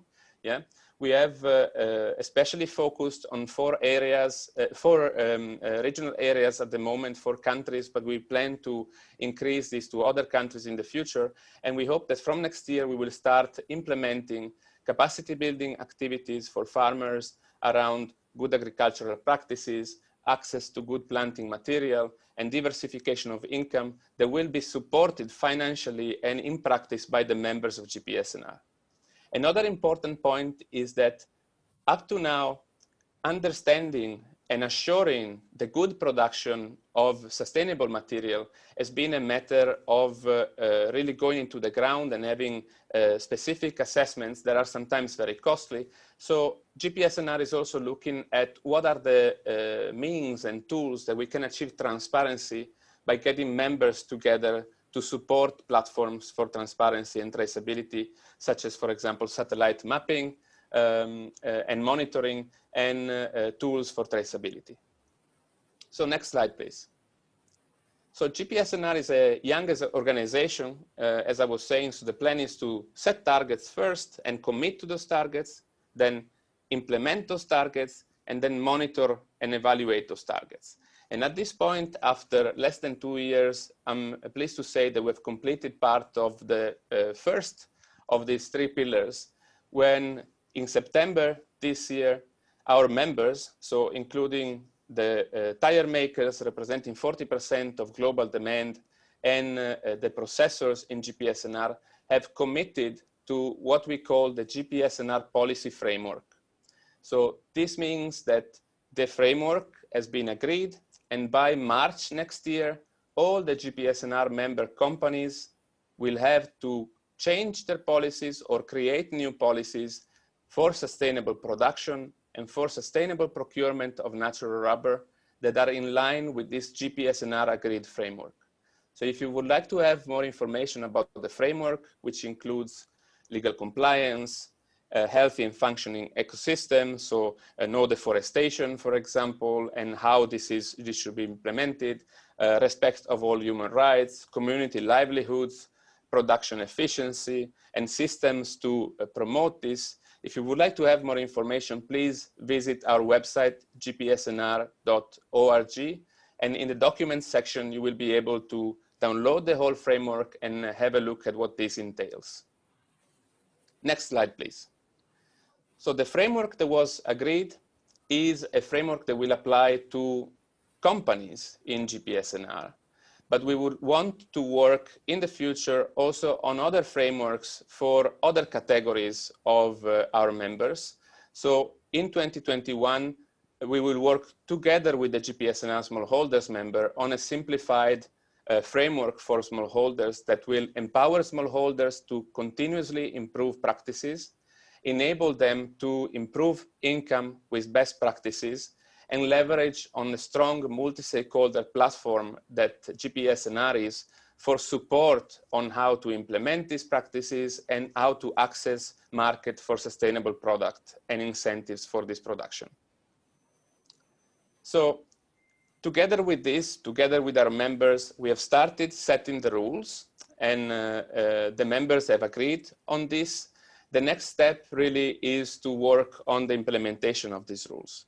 And on the next slide, I would like to, in closing of my presentation, tell you that if you are working in natural rubber, and if you would like to be part of setting this agenda for sustainable natural rubber in your sector and in your specific supply chain, if you would like to leverage on the outcomes of collaborative effort and research and access innovative tools, and also understand what are the demands and the practices of other stakeholders in the natural rubber supply chain, including an important chunk of the demand and producing side of natural rubber industry, please do get in touch with me and think about joining the efforts of GPSNR now that we are in the start, so that we will be able to demonstrate leadership in contributing to these important goals that are becoming now very timely, the Sustainable Development Goals from the United Nations. So with that, I would like to thank you, and I look forward to be in touch with any of you if you will have any more questions for me in the future. Thank you very much. Xin cảm ơn bài trình bày của ông Stefano. Tiếp theo là phần hỏi đáp. Xin hỏi quý vị, có câu hỏi nào cho phần trình bày của ông Stefano không ạ?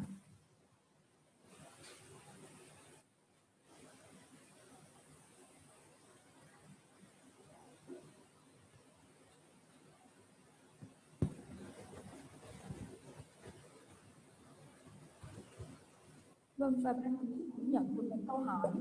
We receive a question and we ask Mr. Stefano. Mr. Stefano, how can you assist the connectivity between the smallholder and the global buyers around the world? Mr. Stefano, can you hear me? I am speaking on the English channel. Yeah, I'm here. Okay. I'm okay to respond to the question. Thank you. So I think there's mainly two ways. So for smallholders to participate directly in GPSNR, this is possible today. So smallholders can become members and link directly through the GPSNR working groups with all these companies. Yeah. And we have a process for participation, but it comes at no cost as of today for smallholders. So that's one. And it's, I guess the request from the smallholder side would be to contribute in time and in thinking and in contributing verbally to the discussions of the platform. So that is one. The second part is we are now developing a financial model for GPSNR, where we are trying to understand what could be the future opportunities, not only to link the smallholders to the market, but also to help smallholders in achieving better sustainable production. And this process is open now for discussion. Actually, next week on Wednesday, we will have one important meeting at our executive committee discussing how to set up the group that will be in charge of designing this process. So really, this is happening. GPSNR is a young organization, but that's the intent. And I hope that there will be the chance for smallholders and smallholders group to join the platform to understand better together how we can do this.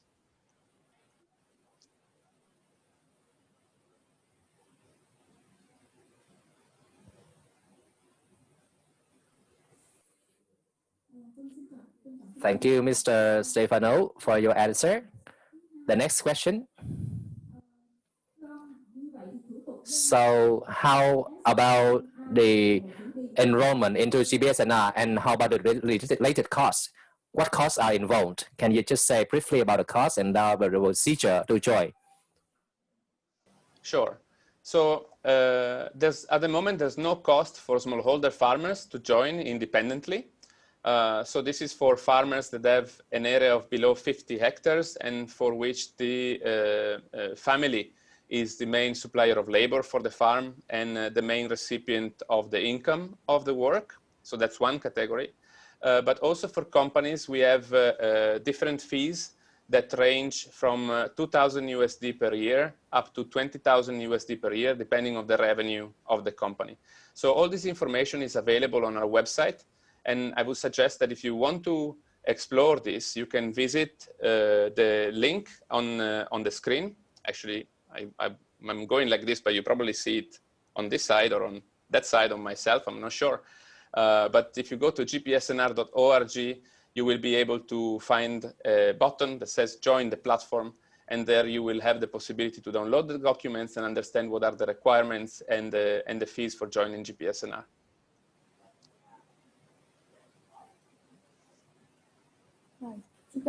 Thank you, Mr. Stefano. Number 3 question. Currently, it is the sustainability trend for India. How do you enroll this work in India? So we have a few companies that are members that are Indian-based companies or that have business in India. I think from the tire side, probably one name that you would recognize is Apollo. Apollo is a member of GPSNR. I must say that we haven't done much work yet specifically in India. We have just started, so most of the work at the moment, also in terms of smallholder onboarding, in terms of capacity building, have focused on Thailand, Indonesia, on Myanmar and Cote d'Ivoire, where we plan to expand this work. And for example, we had planned a workshop for smallholders and to onboard smallholders in India in earlier in 2020, which unfortunately we had to postpone because of the COVID situation. But we hope they will be able to resume that plan as soon as this situation with COVID will normalize, so that we don't put smallholders and stakeholders at risk initiating the work there. But from a demand side, I would say that, of course, not only Indian companies like Apollo, but other companies that are part of GPSNR have already demonstrated their willingness to commit to the GPSNR policy framework. And this framework will really have an impact on businesses that operate in the same supply chain with these companies, and that will have to follow the sustainability requirements of the GPSNR members that have signed up to the policy framework.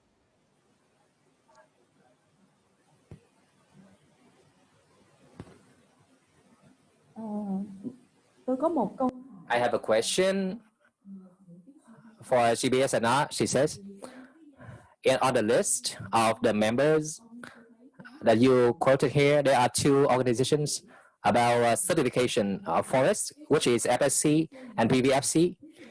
So GPSNR, do you plan to build a system of certification for your own, or are you going to use the existing system? And if you use the existing system, in your opinion and your members' opinion, which system would you make use of?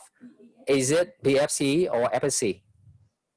So the approach at this point for GPSNR and the development of our assurance model. So the question is whether you are using the existing system, or are you going to build another system of GPSNR? Yeah, thank you. So the current system, can you hear me? Hello, Mr. Savi, can you listen to me? Can you hear me? Yeah, I can hear you. Can you hear me? Hello? Hello? I'm on the English channel. Can you still hear me? Mr. Stefano, can you hear me? Yes, I can hear you. I'm losing him, right? I can hear you. Do you want me to change channel? Hello?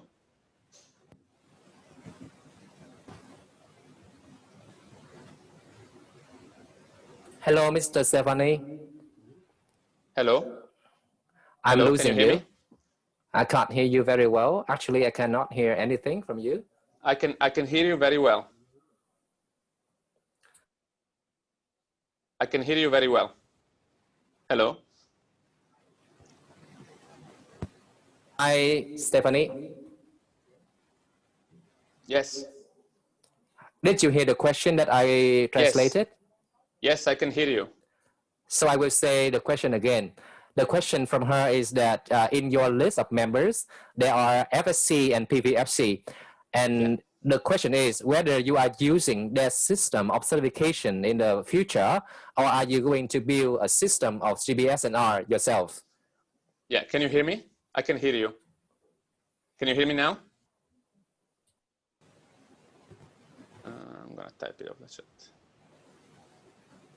Can you hear me? I can hear you now. Okay, good.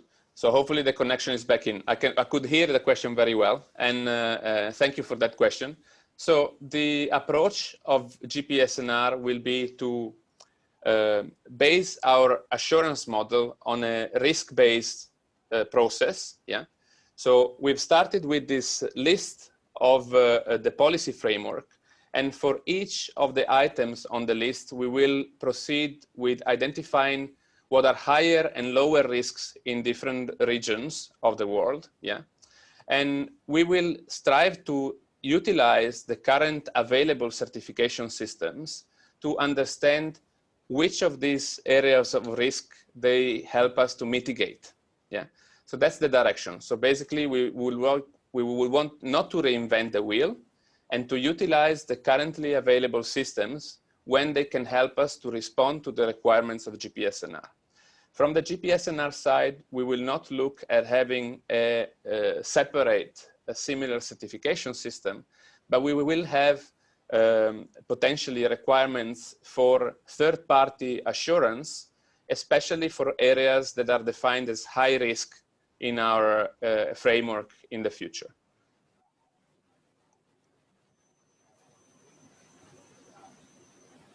I hope you could hear me okay and translate the question. The answer, sorry. Yes, I can hear you well, and I can translate it already. The last question for you, Stefano. How about your forecast for the price trend of the natural rubber in 2021 and 22? How about your forecast for the price in the market? Yeah, I must say I'm probably not the right person to ask. So GPSNR is focusing on the sustainability side, and while increasing the equity of the supply chain is one of our goals, I'm not the expert in terms of the market price that I think is going to be regulated by other dynamics in the future. So I hope maybe someone else on the speakers that are more on the economic front and analysis front can respond to that instead.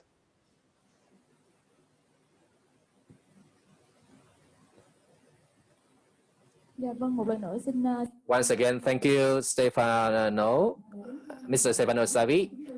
Thank you for joining and answering the question. Thank you very much for the opportunity. I would like to ask Chef Martin, Ulex company, to come forward to share about Ulex company.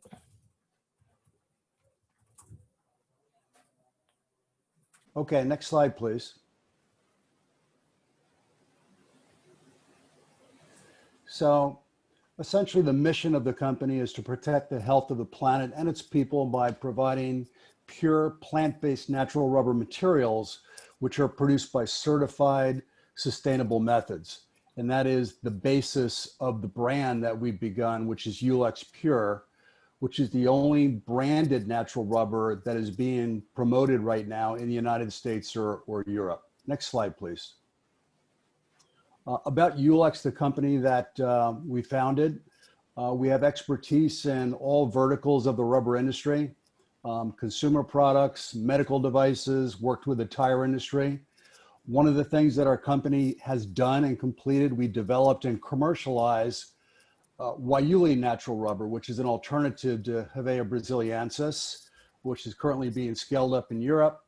We've also developed and commercialized a proprietary process to purify natural rubber, which is essentially the ability to purify the tree latex and remove proteins and impurities. And I'll talk about that a little bit later. And we are a manufacturer and supplier of Ulex Pure natural rubber. Next slide, please. I won't spend a lot of time in this slide since I think this information is obvious to all the participants here today. Next slide, please. Let me talk about this in particular. So most of the companies that Ulex works with are companies that are from the consumer product industry, not the tire industry.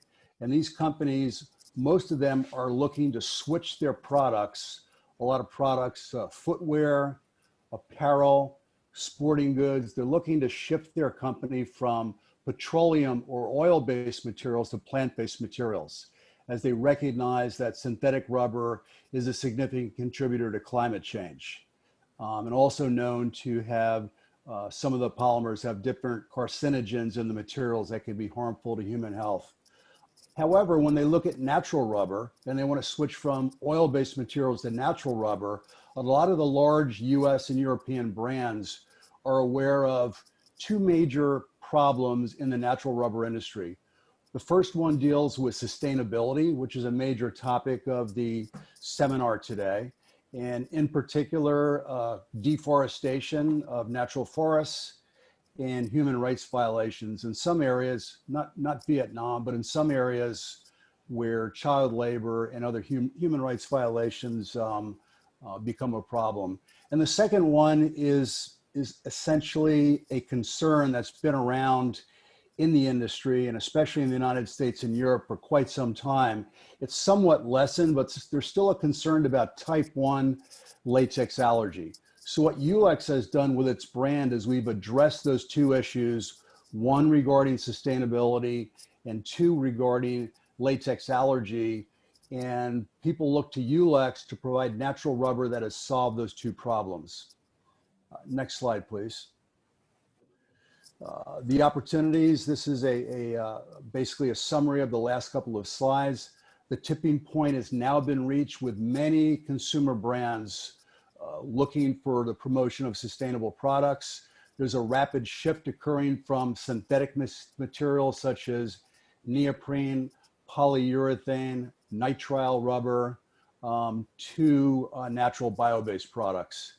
And the market is looking for alternatives. Next slide, please. So the concern is with deforestation, with the growth of the natural rubber industry, which is growing rapidly and continues to grow rapidly, especially with respect to rubber from Vietnam. The concern is, and you can see the third bullet point, that in the last decade, a lot of the rubber being produced or established in the Central Highlands is rubber that there's a concern about the traceability of that rubber with respect to deforestation. And there's also concern with the large amount of rubber that's being brought into Vietnam that's not transparent, that is coming from areas in Laos and Cambodia. It's kind of interesting when we're talking about, and I listened to the presentation by Stefano from GPSNR. One of the ideal situations with Vietnam is you have a large number of plantations that are above 50 hectares and do have an opportunity to participate in different sustainability schemes. There are many NGOs or non-government type of organizations such as Greenpeace and Mighty Earth, who with satellite imagery and other tools are very closely monitoring what's going on with the agro systems for natural rubber plantations over the last few years. So the concern with the US brands is about deforestation. Next slide, please.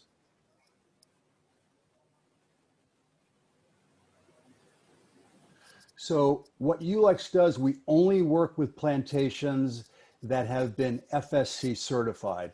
This happens to be a picture that I took one of our plantations in Sri Lanka. Next slide, please. And in addition to working with FSC, we work with different certification bodies such as NEPCON and Rainforest Alliance that will work with everyone in the supply chain to certify the chain of custody all the way from the plantation through the supply chain, all the way to the manufacturer and marketer of the product. And the FSC logo will be promoted by the brand to show the customer whether it's a pair of shoes or whether it's a sporting goods or a wetsuit, whatever it is, to show the customer that the product is certified by FSC. Next slide, please. So the sustainable practices are not just for the environment. They work their way down to the local community. These, again, are pictures that I took while I was with one of our plantations in one of our FSC plantations in Guatemala. We have set up a process with that we think is a good model, where we have one large processor that receives field latex or cup lump from about 8 to 10 different plantations. And the processor receives a premium from Ulex Corporation. We're able to sell their rubber to many brands at a very significant premium. These premiums range from 10 to 15 to 20% above the normal commodity exchange prices to, in some cases, significantly more. And with our model, we've been able to take these monies and they go back to the community for higher wages, for schools, for healthcare, and for nutritional consultation.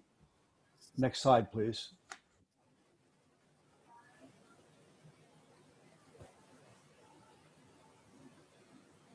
I'm going to move now into an area of the purification. So one of the things that Ulex did is we developed a process that took several years to develop and quite a lot of money.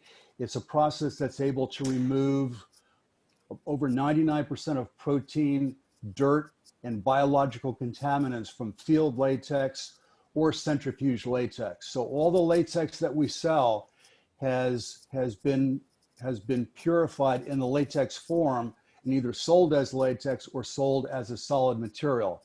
And that is the basis of the name Ulex Pure. Next slide, please.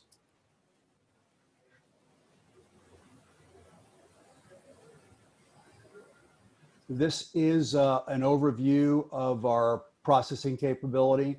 Our processing of the Ulex Pure is essentially a process that, instead of gravity feeding centrifuges, we've developed pumping systems that allows us to feed our centrifuges with high-speed pumps and to dilute and to wash and to purify the latex many times to remove all the contaminants before it's used as a latex or turned into a solid rubber. At first, we developed this process in the United States. Now we license the technology and we put our purification processes on location in the plantations. So we have one of these purification centers in Sri Lanka and one in Guatemala. Next slide, please. This is an overview of the purification process. I won't spend a lot of time on this. If there's any questions, I can answer it. But it essentially goes through the process of filtration and washing and the filtration of the natural rubber. Next slide, please. Just another shot of the natural rubber after it's been purified and coagulated. Next shot, please. So what Ulex Pure Natural Rubber is the first ultra pure, high-performing FSC sustainable natural rubber in the marketplace. And because of the sustainability and purity and the branding, which is very important, of the natural rubber, we have a high demand for the rubber, and we're able to bring in a very noticeable and a very high premium as compared to commodity brands. So we don't position ourselves as standard rubber grade. We're just positioned as Ulex Pure Natural Rubber, and we're sought in this form. Next slide, please. So with the Ulex Pure Natural Rubber, the picture on the left shows natural rubber that has been dried without any type of additives or vulcanizing agents. And the material is clear and it will dry into a clear film as compared to commercial Havea, which will dry with a slightly yellow or discolored film. And this is really just to demonstrate that with no contaminants, no biological contaminants, that the materials are cleaner and pure and perform much better. Next slide, please. This relates to protein. I talked earlier about the issue of natural rubber and the issues with latex allergy. Certainly not the problem it was in the medical industry many years ago. I do come from the glove industry, and I was with another brand called Safeskin, where we built glove manufacturing plants in Thailand, where latex allergy was a huge issue for the medical glove industry. But the average amount of total protein in commercial Havea, it used to be well over 10,000 parts per million. It's now down on average to about 7,000 parts per million. With our Ulex Pure Natural Rubber, we're able to get that protein to a point where it's well below 50 parts per million. And antigenic protein is essentially non-detectable. Next slide, please. So as far as the material advantages, because the material, the water in the Ulex Natural Rubber is essentially purified water. Even though it's a natural rubber, it processes very much like a synthetic rubber. Eliminates odors, it enhances dyes and pigments for a lot of consumer products. Excellent green strength and extended pot life. Next slide, please. As far as our material applications, I think these applications are well known to everyone in the room. Let me move to the next slide, please. So we provide our natural rubber in two forms. Of course, a latex form. We work with mattress companies, condoms, medical gloves, tubing, the traditional types of medical devices that we see for latex. Next slide, please.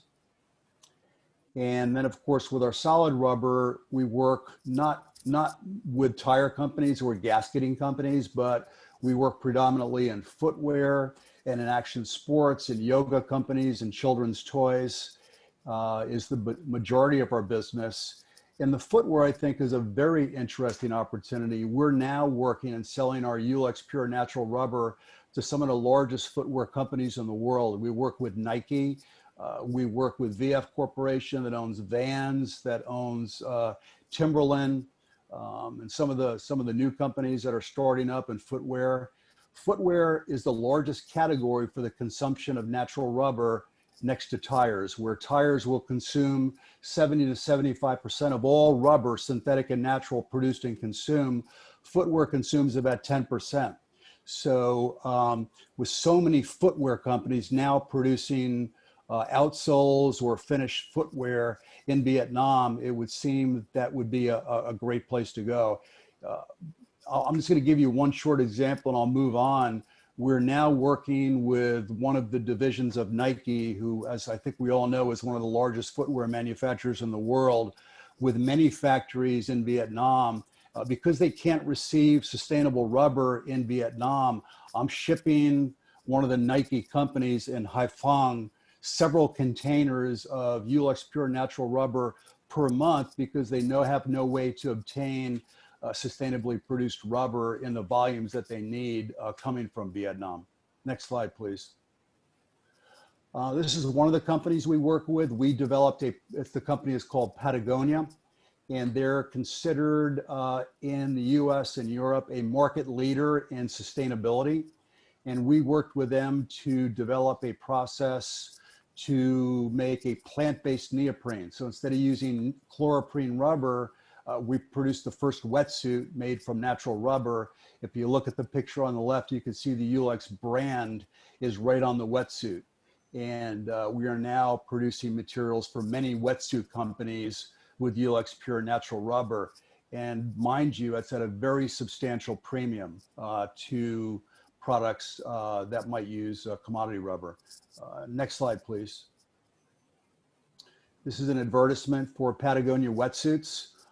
We grow our own. They position themselves as the world's first neoprene-free wetsuit.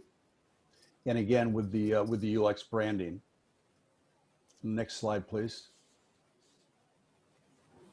So these are just some of the brands that we work with. We work with Apple, Patagonia, 3M, Vans, The Gap. We're rolling out some products next month in Dick's Sporting Goods, which is 850 stores in the United States. And so these are all brands that are looking for sustainable and purified materials and are willing to pay a premium for those products in the marketplace. Next slide, please. And that's my daughter, who is half Vietnamese, and she's very much asleep right now. So thank you very much for your time, and I'm here to answer any questions.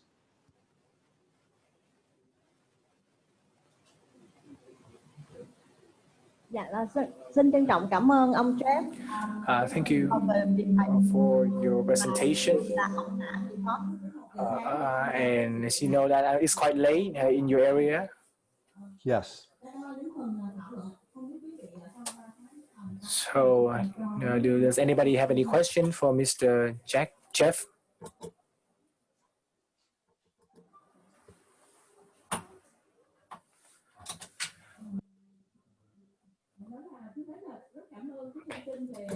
First of all, I would like to thank you for your information relating to the Ulex company. With a lot of information relating to providing your material, natural rubber for many international brands. With your LFC certified natural rubber and super purified, whether you can sell it at a higher price and whether your customer are willing to accept that higher price, and what is the percentage with the average price in the market? Thank you. Sure. That's a very good question, and thank you. First of all, I would say that the prices that we sell vary by customer. The minimum, we use a commodity exchange as a basis for our pricing. So what we will do is we will look at the Malaysian rubber exchange, what the prices have been for the premium month. And at a minimum, we're able to charge customers for FSC Ulex pure material a minimum of 15% higher than the Malaysian rubber commodity prices. And that is a minimum price. There are some companies, specialized companies, that use large volumes, that buy container loads of Ulex pure natural rubber, where the premiums are significantly more than that. There are some companies, frankly, for larger volumes that may pay as much as 2 times the cost of the Malaysian rubber exchange price for the previous months. So they're very significant premiums. So keep in mind when you look at footwear, I'll just use footwear as an example. Footwear, they may use 50 to 100 grams of natural rubber in an outsole of a shoe, but that shoe sells for over $100 US. So the natural rubber is a very small part of the cost of goods, of the value of that product. The wetsuits that I showed you earlier, those wetsuits sell on the US market anywhere from $250 to $500 per wetsuit. And there's only 2 to 2.5 kilograms of rubber in the wetsuit. So what I've tried to do is work with our plantations and have them transition their business away from commodity tire companies and start to devote a portion of their business to developing with Ulex branded natural rubber for premium consumer products.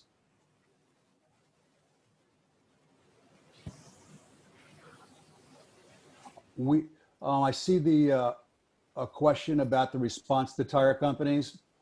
We don't work with any tire companies. So we work only with consumer products and medical device companies. The tire companies will not pay that type of premium, but the consumer sector will.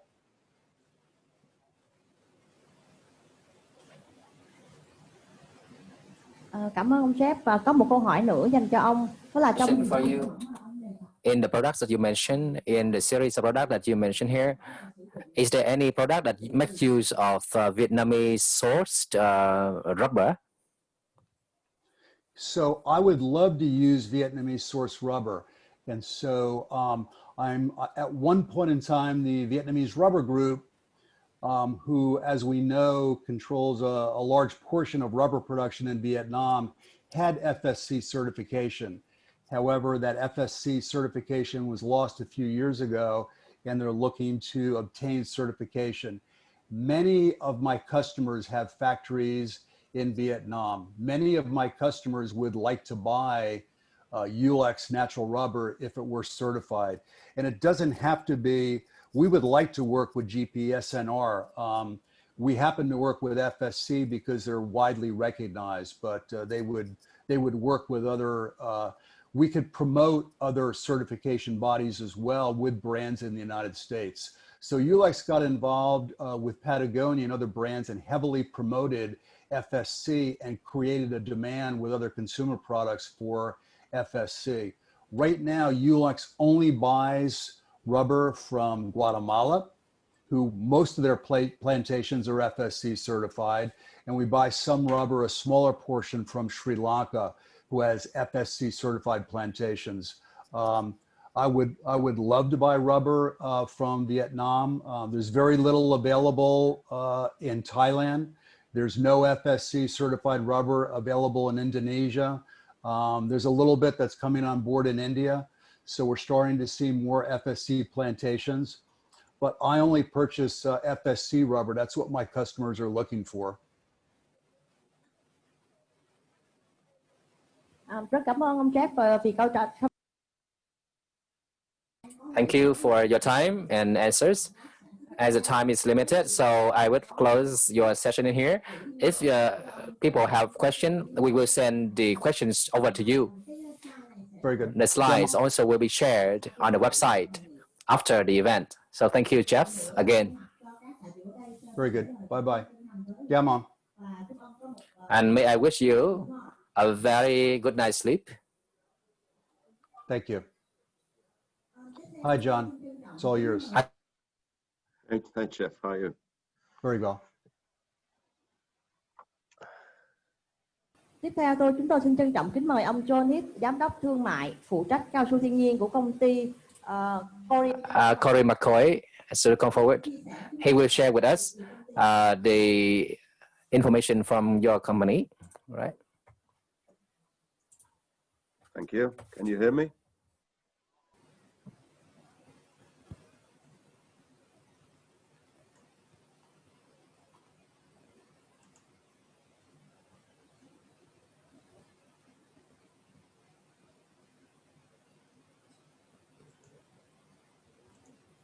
Can you hear me? Yes, I can hear you. Okay. Okay. Well, good afternoon, everyone in Ho Chi Minh, and good morning from Amsterdam. I'm actually speaking from Amsterdam this morning. And thanks to the organizers, to Vietnam Rubber Association, Forest Trends, and other sponsors for this, what so far has been an excellent and informative workshop on a very topical subject in our European markets these days. And thanks for the invitation to offer some insights from the European perspective and specifically of our company. Let me first take a few moments to explain my company's position in the supply chain and the geographical and market perspective from which I will offer my comments. Next slide, please.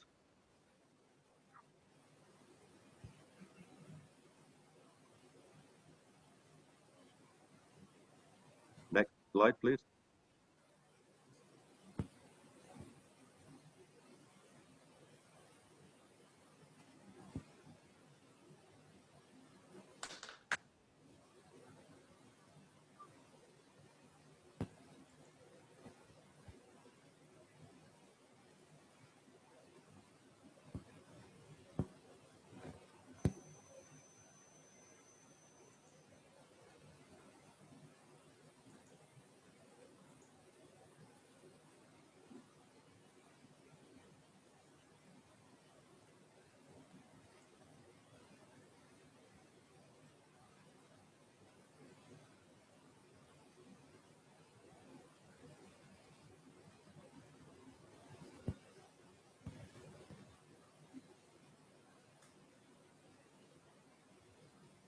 Is there a problem?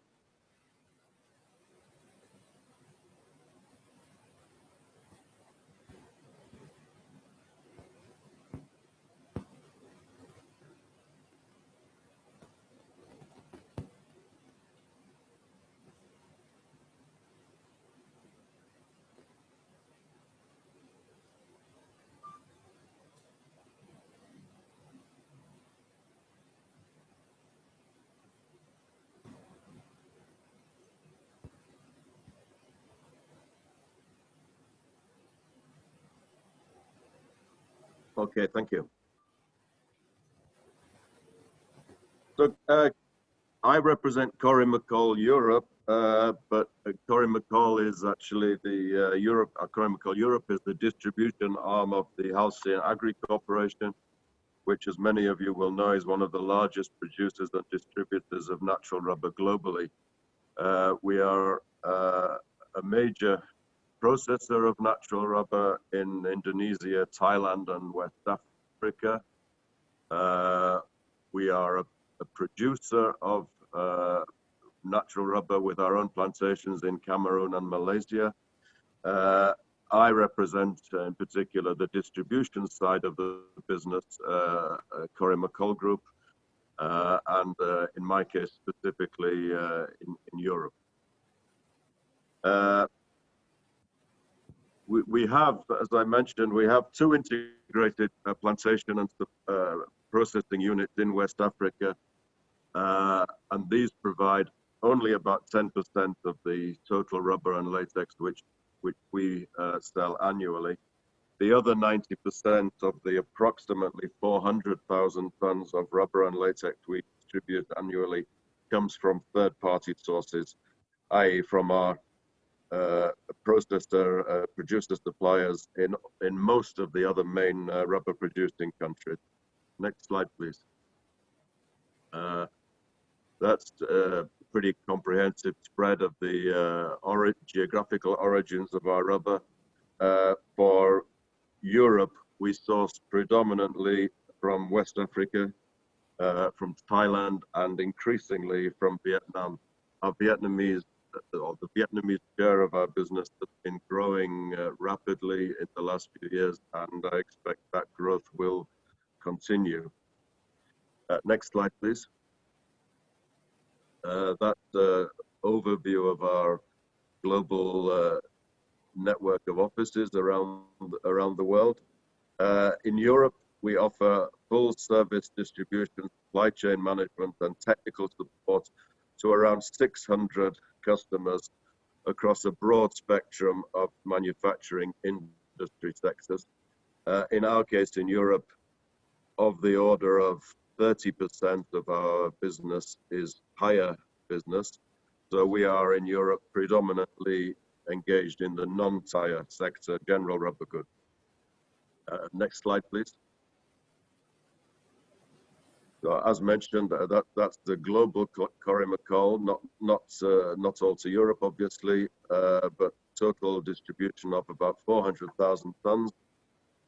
It mentions synthetic rubber there, but it's overwhelmingly natural rubber and latex, with about 1,000 customers around the world.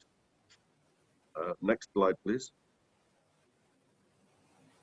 This is just a quick snapshot of our plantations size. I won't go into that, but obviously in the plantation sector of our business is a relatively small part of our total distribution business, but there we have complete control over and therefore complete responsibility for the sustainability, the environmental impact, the social impact of our operations, and we are very much engaged in those plantation-based producers to try to achieve best in class in terms of sustainable performance. Next slide, please. Those are some of the commitments we've made in our plantation sector. I won't dwell on those. They just represent a selection of the main highlights of what we're trying to achieve in the Cameroon plantation operations. Next slide, please. On the processing side, these are the Cameroon factories, and there on the processing side also we are seeking to be state-of-the-art, most efficient in terms of the energy input, because as has been mentioned elsewhere, natural rubber itself is 100% bio-based, no net fossil carbon released to the atmosphere, and we try to extend that concept beyond the raw material itself to cover the carbon impact of the processing side. Obviously, we consume energy, we consume a certain amount of diesel, but we are trying to cut down on the footprint of those contribution from those operations to the total carbon footprint. Next slide, please. Those are the certifications we have. I mean, FSC has been featured quite extensively in earlier talks today, and I shall come back on that one as far as our activities are concerned.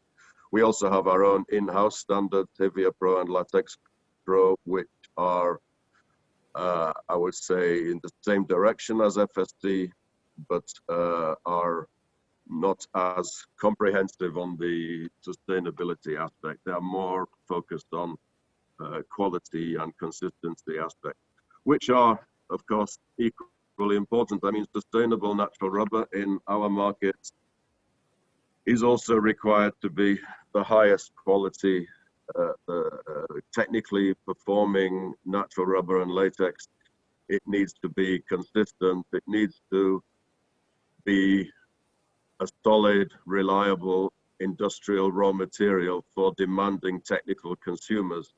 So a sustainability label is only ever a supplement to that. It's a very important supplement to that, but sustainability alone is not the end game. Our customers are increasingly demanding on technical and quality aspects. So we have to integrate sustainability and quality. I think those two things do integrate extremely well. I mean, sustainably produced rubber, generally speaking, means higher quality rubber, but it doesn't always follow automatically. It needs a lot of work to achieve that. Next slide, please. Now, sustainability has been a hot topic already for many years in Europe, and as has been said earlier, natural rubber has come increasingly under the spotlight of governments, NGOs, and consumers, as several negative stories have come to light, suggesting that the industry does have some questions to answer in some areas of the supply chain with respect to human rights violations, land grabs, maltreatment of migrant workers, child labor in some cases, although I think that's not very extensive in natural rubber, but it does exist. And environmental issues, in particular deforestation, is a major concern amongst our consumers. Next slide, please. So what do our European customers want? I put first and foremost quality, consistency, technical performance, because in general, the European market has gone over my lifetime in the industry, which is about 40-something years now. The standards we are required by our customers to achieve in terms of quality and performance are way, way higher than they ever were in the past. And that needs to be achieved against the background of what is now a much larger natural rubber sector, with a much, as far as the European consumer is concerned, much larger share of the smallholder supply base, which makes the challenges of achieving that consistency and technical performance harder than it used to be. But that's the number one priority. Price competitiveness always is a factor, and that's the point of tension always between ourselves and our customers, who often demand sustainability, but they don't expect to pay a higher price for it. That's always the default position, but it's not a realistic position, and perhaps we'll come on to that later on. So I don't need to go through the sustainability agenda in terms of the social, environmental, and economic aspects. I would only observe that it's also the case in the European marketplace that the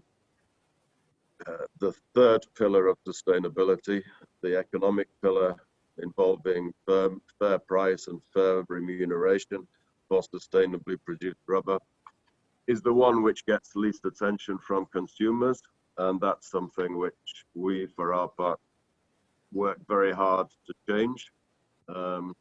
We cannot de-risk the supply chain and take the responsibility that our customers would like to allocate to us unless we address the issue of price. The cheapest rubber in the market is not necessarily the most sustainable rubber. Next slide, please.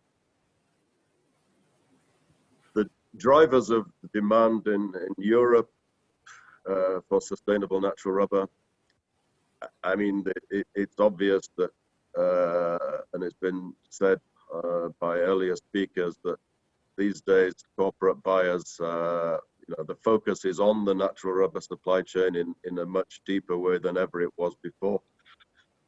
We have to address issues of bad press, which we've encountered over recent years, on both the environmental and human rights side. And our buyers expect their supply chains to be clean. We now face incredibly demanding requirements to comply. I say we supply 400,000 tons a year of rubber to a large number of customers, and more than half of those, many of them large corporations, have their own sustainable sourcing policies now, which are incredibly demanding, which demand much more of the total rubber supply chain than it presently can deliver. And their expectations are imposed not only on us as the tier one supplier, but all the way up the supply chain. So we in turn have our own sustainability policy, which is set for our own production units, which are 100% compliant with our own policy. And our intention is that, the intention of demand from our market is that these same performance standards are extended all the way up the supply chain. As well as the direct commercial pressure from our customers, there's general societal pressure. The NGOs have been crawling all over natural rubber and exposing a lot of risk in our supply chain. And on the whole, it's been a revelation to me that after more than 40 years in the business, I've learned a lot in the last 5 or 6 years, I would say, which I probably should have known earlier in my career, but did not. So I've become much more pragmatic about the and alert to the risks in our supply chain, and that's really helped us put together our own sustainability program. Social media it's incredible how much discussion there is on Twitter and Facebook about natural rubber these days, and this obviously just enhances the sensitivity. Excuse me. On top of that, we face in Europe the increasing probability of stronger regulatory pressure from at EU level and at the level of national government within Europe. In Germany, it's likely that in the next year or so, the so-called supply chain law, I won't try to pronounce the German name for that, but the objective of that is to make all German corporations above a certain size responsible for their extended upstream supply chains. And they can be held to account in Germany under German law for abuses of in the supply chain anywhere in the world. So it's basically seeking to make companies responsible in European jurisdiction for their entire supply chains. Same thing in Switzerland. There's a discussion on the corporate responsibility law. Switzerland is home to a number of international companies, including the ones active in the natural rubber sector, and the law will seek to make them responsible in Switzerland for any things that they do which are below acceptable standards in West Africa or wherever in the world it might be. In the UK and France, similar legislation is also coming. The basic message is that ignorance or lack of visibility into your supply chain is no longer an acceptable excuse. And so it's very clear that this impact will and already is cascading from the larger corporate brands all the way down to sub-suppliers and sub-suppliers. And it's something which we do take extremely seriously, and we need to pass that pressure on to our suppliers too. There is increasing pressure also. I think Jeff mentioned that in his talk a moment ago. The increasing pressure on the climate change impacts of supply chains, carbon footprints, etc.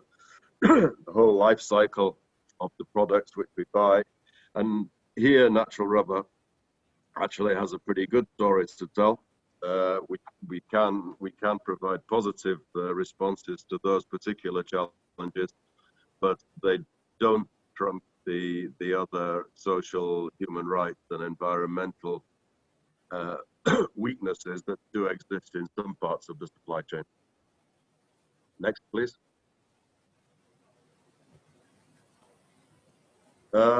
How can the supply chain respond? I've mentioned that some of the strengths on which we can build are the fact that natural rubber is 100% renewable resource. It's 100% bio-based carbon, a closed loop carbon cycle with no, at the end of life, no net fossil carbon released to the atmosphere, which is a significant distinction from synthetic rubber and even from so-called bio-based synthetic rubbers, which may be derived from the carbon may ultimately be bio-based, but it requires a lot of energy to convert it, to process it. All the things which in natural rubber are done naturally by the tree, where the biosynthesis takes place from atmospheric carbon dioxide and rainwater, powered by natural solar energy. Other strengths of natural rubber, of course, huge employer in developing countries, and natural rubber has played a very important role in the economic development of rural communities in all the origin countries. The weaknesses have already been adequately discussed by other speakers, and I won't dwell on them. From our point of view, the challenging aspect, which is the most challenging, let's say, in some of the particular supply chains that sustainable supply chains that we're trying to develop at the moment, is the challenge of the complex, fragmented raw material supply chain, which makes it very, traceability very challenging. And even if we can get a certified producer at the primary level, which we are achieving, there's still a challenge to connect the supply chain through raw material collection and aggregation networks, through processing, all the way to the end consumer with the traceability that premium products require. More on that shortly. opportunities, I think it's an obvious thing, but I hope I've made clear that the sustainability challenge from the marketplace is not going to go away. It's not a fashionable thing. It's here to stay, and it will become more and more demanding. So it's important that we on the supply side of the business regard it as an opportunity, not as a threat or inconvenience. We have to embrace it. So I recommend to producers in Vietnam that they should work with, I mean, and I've heard a lot of extremely positive things from earlier speakers. I mean, Vietnam has obviously been very busy on some of these things, and that's fantastic to hear. But we need basically to do more. It's a team game. I think one of the interesting things that I found in working on this is that dealing with the sustainability challenge makes the supply chain is no longer linear. It's no longer a long chain of buyers and sellers all the way down with a consumer at the end. It's much more integrated and cross-linked or it needs to be much more integrated and cross-linked than that. And that is happening. All the supply chains that we've been able to put together, for example, in FSC certified rubber, have been on the basis of multi-level cooperation. So we deal beyond our tier one customers, who are mainly industrial converters. Not in some cases they are producing intermediate products, but we are connected now with the customers and the customers' customers beyond, and that's a feature of a modern sustainable supply chain, and that opportunity needs to be developed further. Next one. FSD has been mentioned many times, and for us in Europe, that definitely is the gold standard of sustainable forest-based products, such as natural rubber. That is because there are many standards out there, many competing standards in the space, and many eco-labels you see on end products. But FSD has the significant advantage that it's very well established for over 30 years. Its brand recognition index around the world is already very high and is growing strongly year on year. It has a very high level of credibility.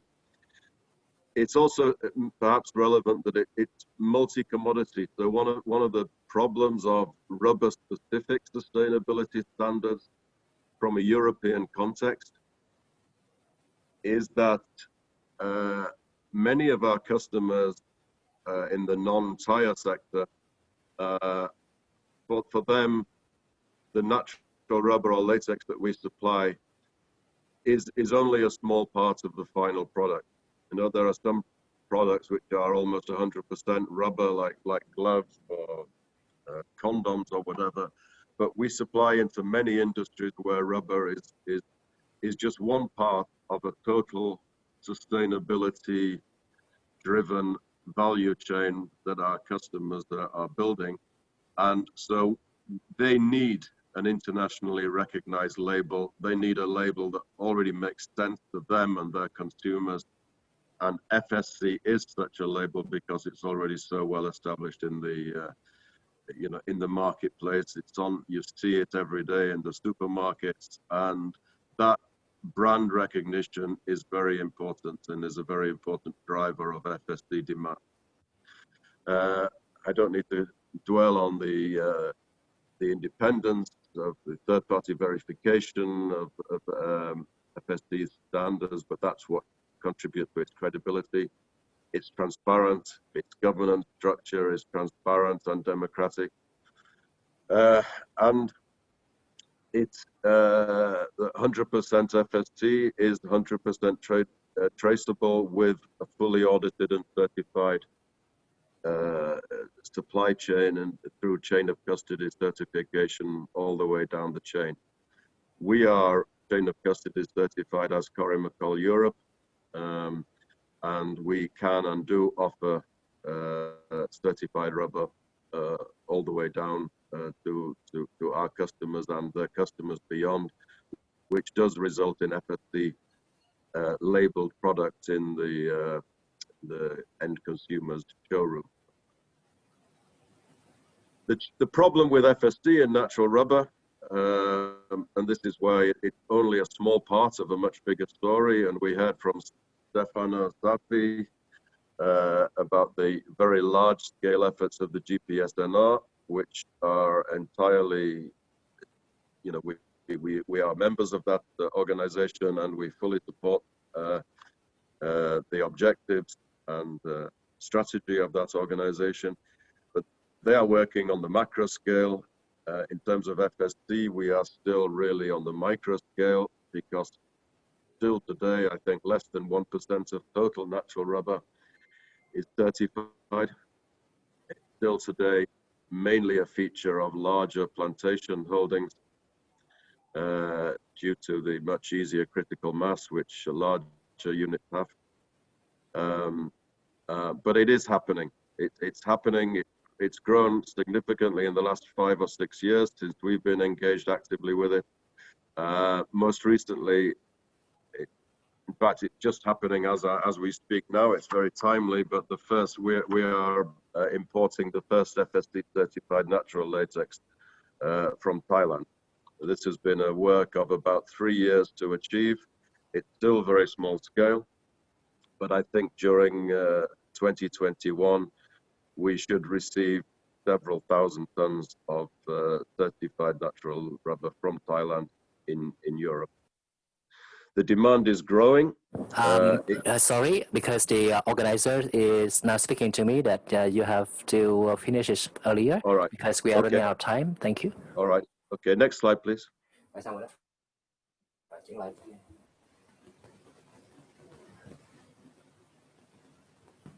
Next slide, please. Yeah. Yes, I mean, this slide is now almost irrelevant, I would say, because I've heard so many positive things earlier on in this workshop about how much progress Vietnam is making in the direction of FSD certification. And I was particularly impressed to hear from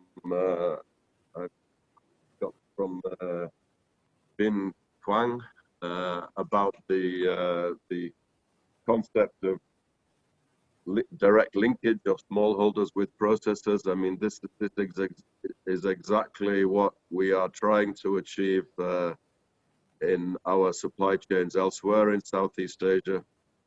And I would love to be able to be part of a developing FSD story in Vietnam in the next couple of years. Vietnam is already our #2 latex and rubber supplier within Cory McCall, and I expect that as far as the European business is concerned, within the next 2 or 3 years, it may reach the #1s. So it's very important to us that Vietnam continues this journey towards sustainable natural rubber in general, and in particular, FSD certified natural rubber. So thank you very much.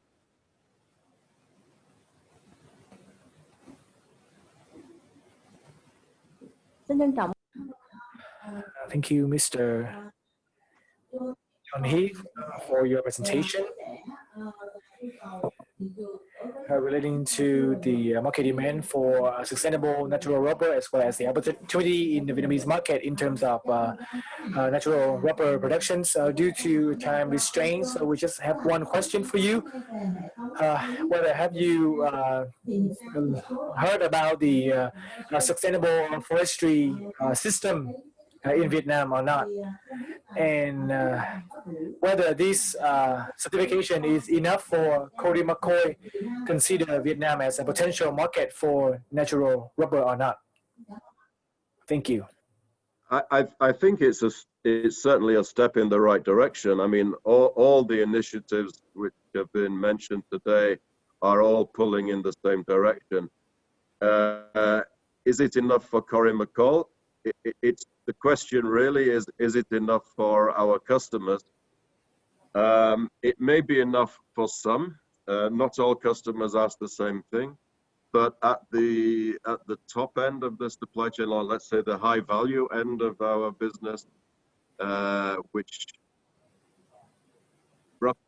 roughly speaking means supply chains which end in products which have high brand value and therefore high reputational risk of guilt by association with bad things in their supply chain, then FSC is really the gold standard. And if you talk about premium in the marketplace, premium value, then I think at the moment FSC is the only premium, is the only certification platform for which customers are prepared to pay a premium. So that may change in the coming years as other schemes become established, but at the moment, we have to commit extensively to FSC because that's what our customers are demanding. Thank you, Mr. John Heath, for your presentations and your answer. Due to time limitation, so I'm sorry for we not continue our presentation.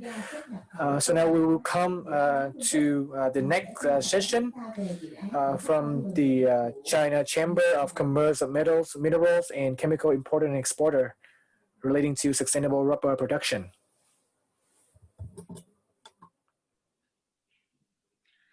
Good afternoon, everyone. Thank you organizers for providing this great opportunity to introduce CCCMC's work on promoting sustainable natural rubber. And I'm Huichun Zhang, Sustainable Natural Rubber Project Manager in Development Department of CCCMC.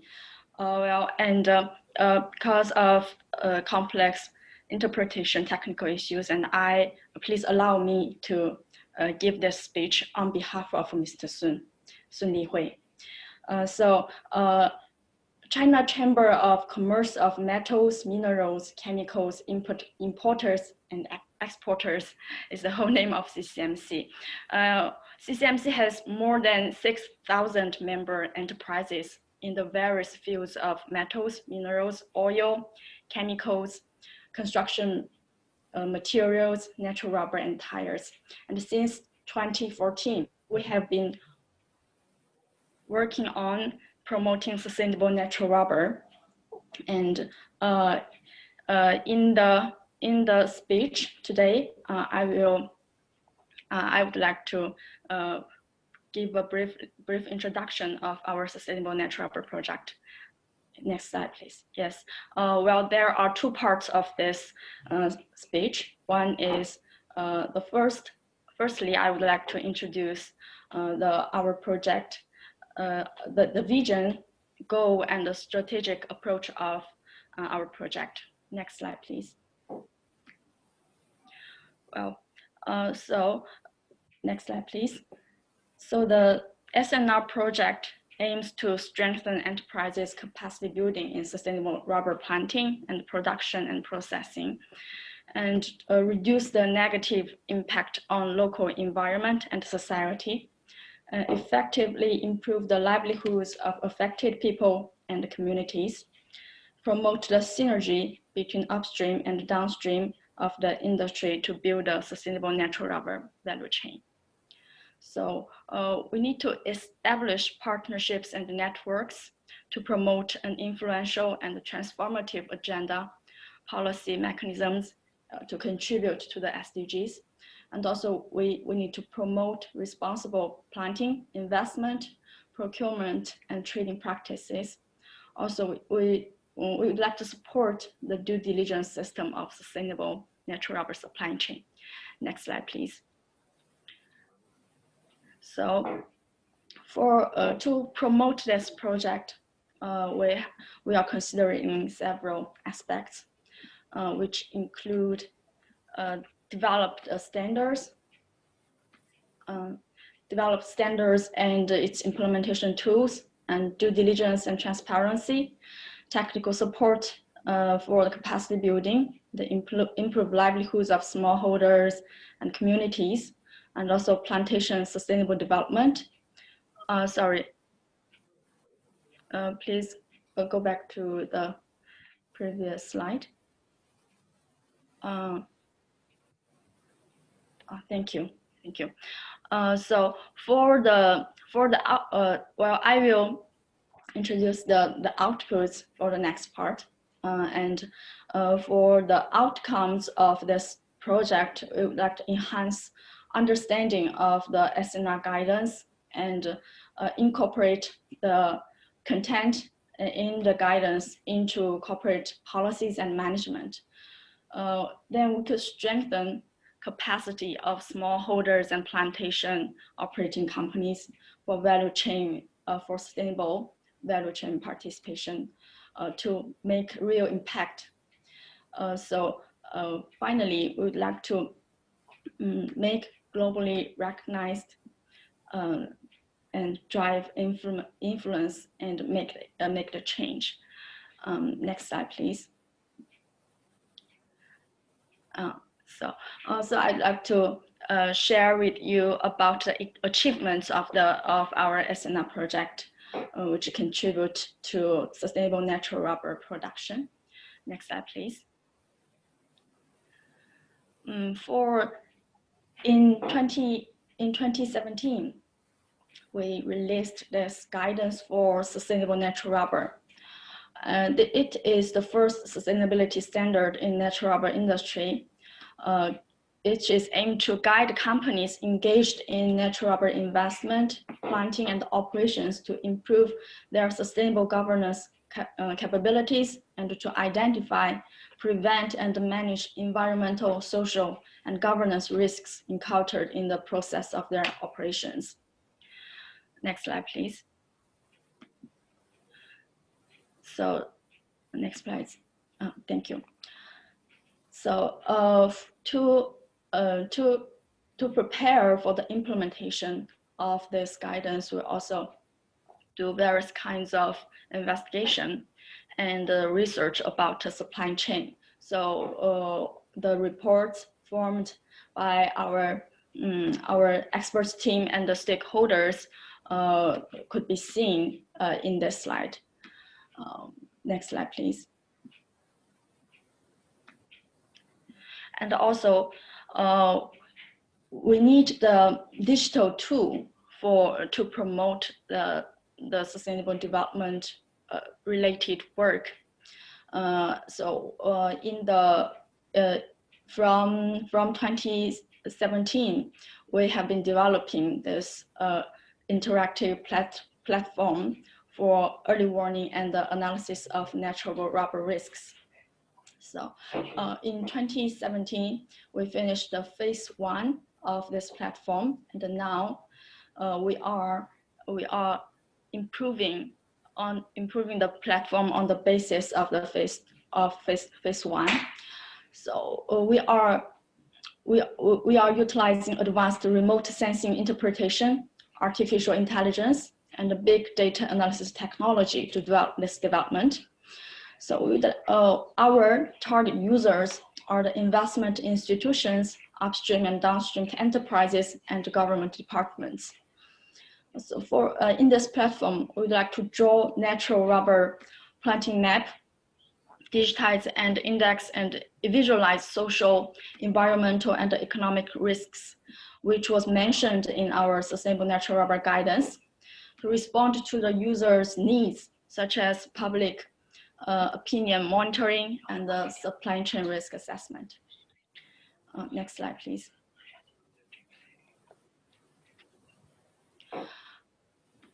For the implementation of the SNR guidance, we also developed the implementation tools and the training materials. I'm sharing some pictures of the of our tools. In the assessment tool of the guidance, we could provide performance assessment for the companies and help the companies to make improvement plan. And in the implementation manual for as a reference to implement the contents in the SNR guidance, you could see in the picture that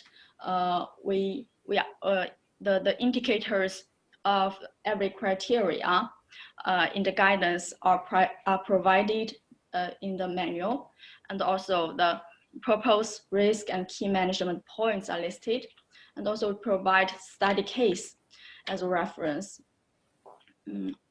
Also about knowledge which is necessary to implement the content of the criteria, and also related standards. Next slide, please.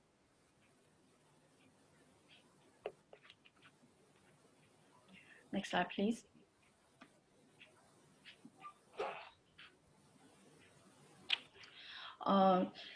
So our target, sorry, in the previous slide, please. So we also cooperate with the rubber companies to, sorry. Oh yeah, thank you, that's right. So we also cooperate with the rubber companies to do the pilot test of the guidance and the implementation tools.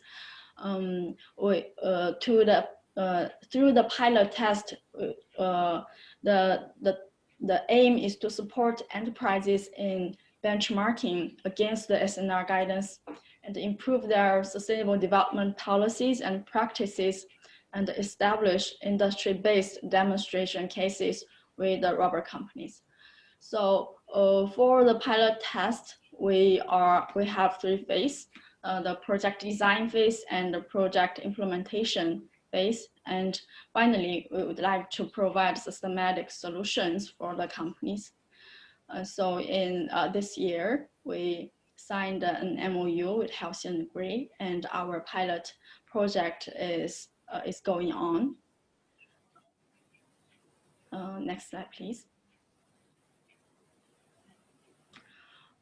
Also, we would like to working together with rubber industry associations in various countries to contribute to the sustainable development of the natural rubber industry. We'd like to build close partnership among industry organizations in the Mekong region based on the principles of co-building with shared commitment to achieve win-win situation, to respond to sustainability risks together. Also, we really appreciate the support from VRA about this initiative, and I'm very happy to see the sharing by the VRA, and really look forward to discuss and explore further cooperation with the VRA. And next slide, please. So this slide is about our next plan. It consists of 5 parts for the implementation tool. We would like to develop supply chain due diligence standards, and also, as I mentioned, our interactive platform the development of interactive platform is going on, and we would like to, during the development, we'd like to hear more opinions from the stakeholders. And so if you are interested, we really would like to communicate with more stakeholders. And I also like to mention that in this platform, we select 3 countries in the Southeast Asia, which include Vietnam, and then the other 2 countries are the Myanmar and Laos. Sorry. Right. Sorry. And the second part is about value chain initiative. So we have been communicating with other rubber associations in the Mekong region, and we'd like to discuss further about the specific action plans with these rubber associations. Actually, we have developed some country-specific investigation reports, and with the rubber association partners, we would like to develop more country-specific risk guidelines. And for the third part is about smallholder skills upgrade.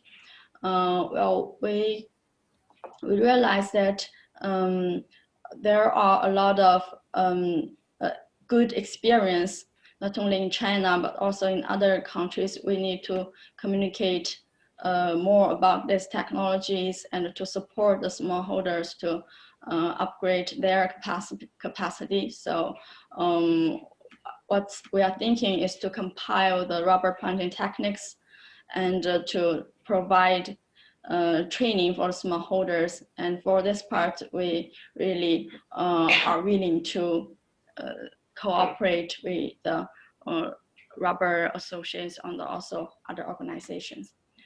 And about the enterprise capacity building,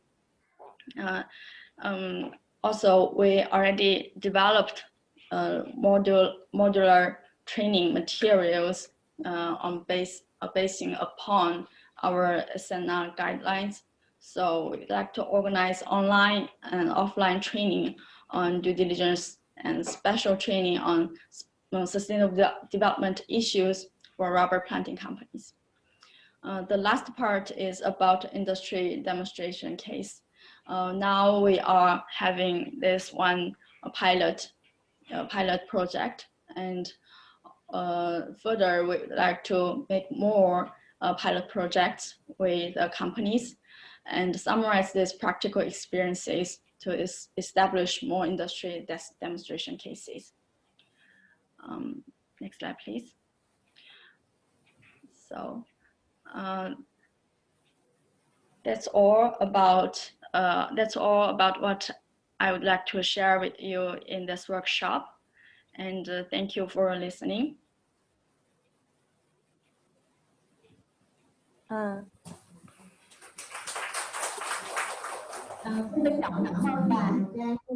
Thank you, Cheng Li Chun, a representative from the CCCMC, for your presentation relating to your project, Sustainable Natural Rubber. So I wonder that if you have any questions for the representative of the CCMC here.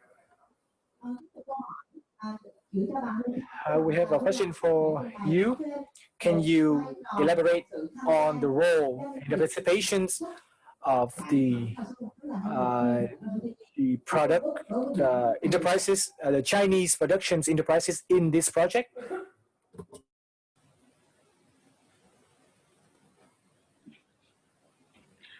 Sorry, I would like to confirm the question.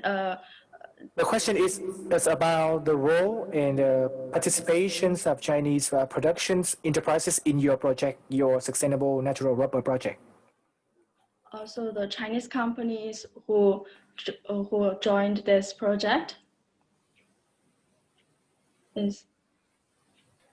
Yes, the question is the role and the participations of Chinese enterprises in this project. Oh, okay, thank you. So I mentioned this pilot test, and well, I said that we signed an MOU with Halcyon Agri Group, and Halcyon Agri is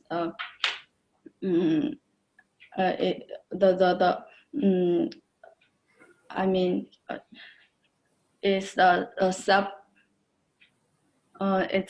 Well, the Sinochem is the parent company of the Halcyon Group, and for the whole project, the China team is also giving a great attention to this project, and so it for about the progress of the project from the preparation and the progress. We are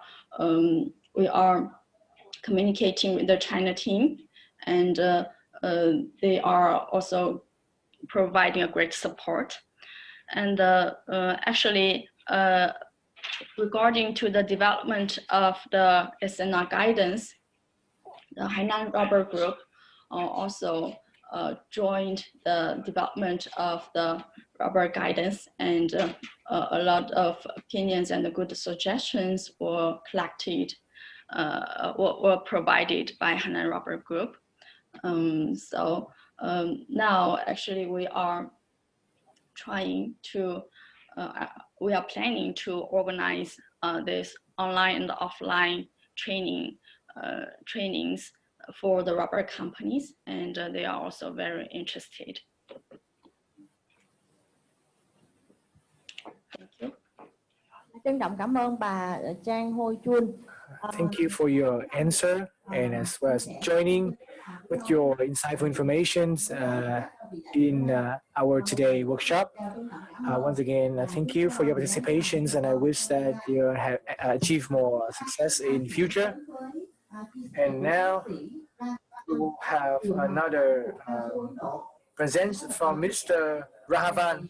There will be a short presentation about the requirements and demand from consumer side for sustainable natural rubber. We represent the Rubber Board of India. So we are concerned with the production of rubber within the country. That is the planting, the growing, the tiding through the immature phase, the research, the training, and all processes up in the upstream side. So I've just given a slide which shows the total production and consumption, the global scenario. On the left-hand side, you see the total world production of 13.7 million tons of natural rubber, out of which India is placed below Thailand, Indonesia, Vietnam, Cote d'Ivoire, and China, with just 5.1% of the total world production.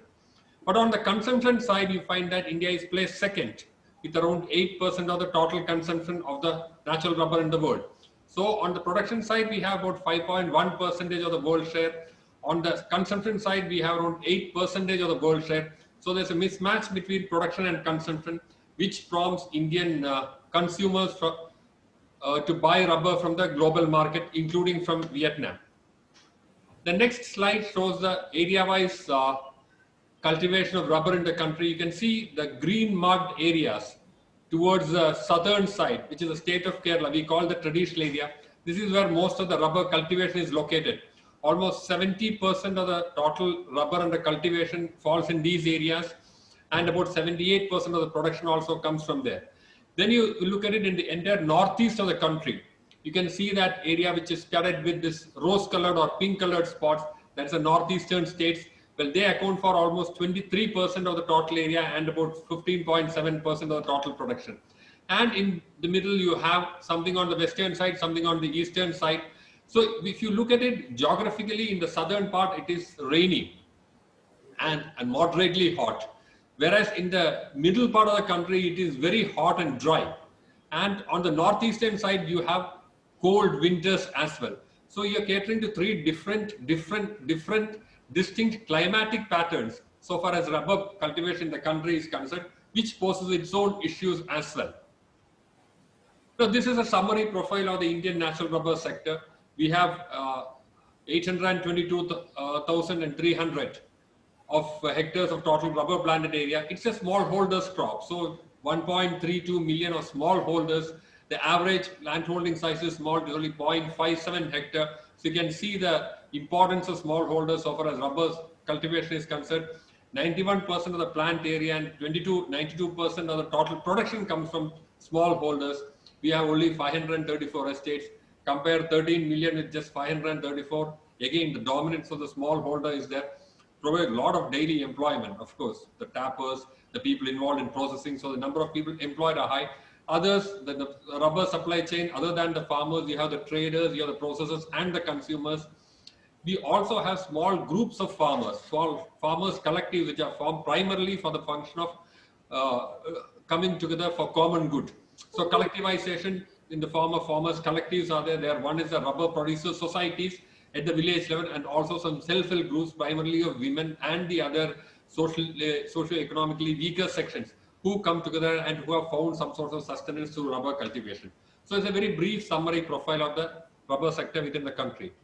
Now, this is the production and consumption of natural rubber within the country. As I said, the gap between production and consumption is there, and you can see from these figures that it has been widening over the years.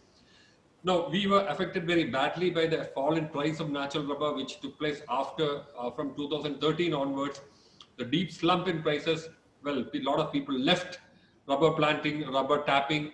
A lot of people left their estates and plantations untapped, with the result that the production came down. While the consumption increased because there was a industry was doing well, the consuming industry was doing well. India had an automobile revolution, so more tires were required, and even the other side, the industrial growth was strong and sturdy. So because of which we required to consume more rubber.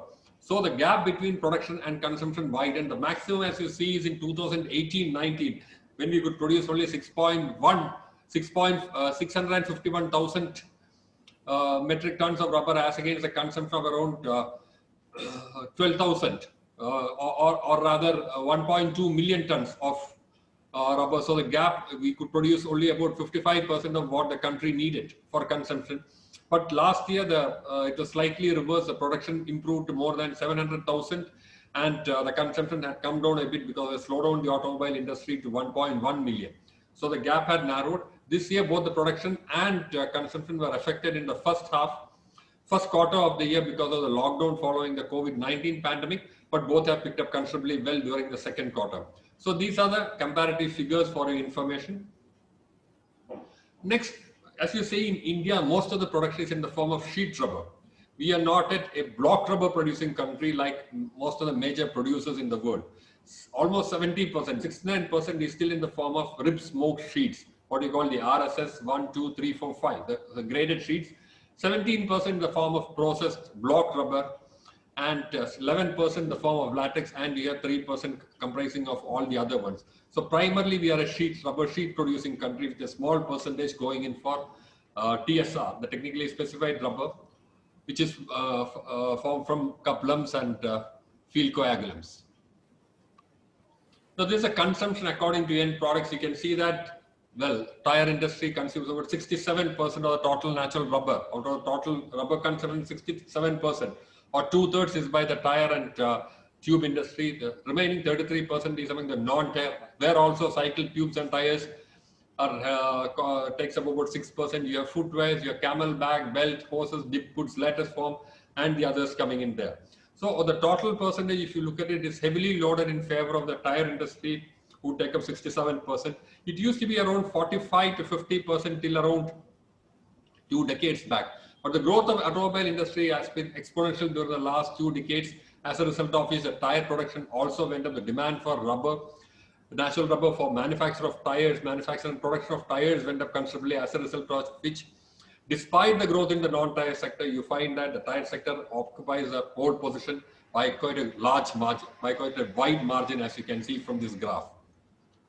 Now, around the rubber production, we also do quite some amount of research. As I showed you, we have 3 different climatic regions in which rubber is planted, which requires detailed research. We have Rubber Research Institute, the picture of which is shown here. So this was set up in 1955. So we have a long history of rubber research taking place in the country.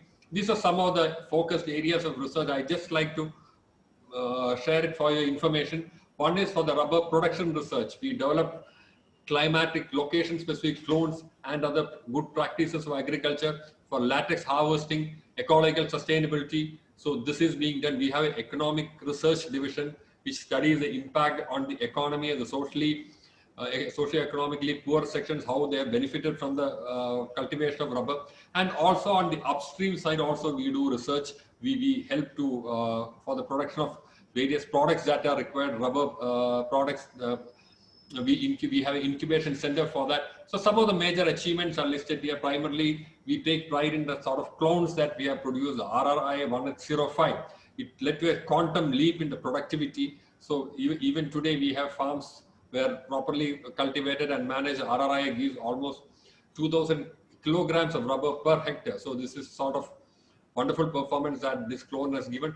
But now we need cold resistant clones because a lot more cultivation is happening in the northeast, where the winters tend to be quite cold. So now the focus is on developing of cold resistant clones for Northeast. We have developed GM rubber plants.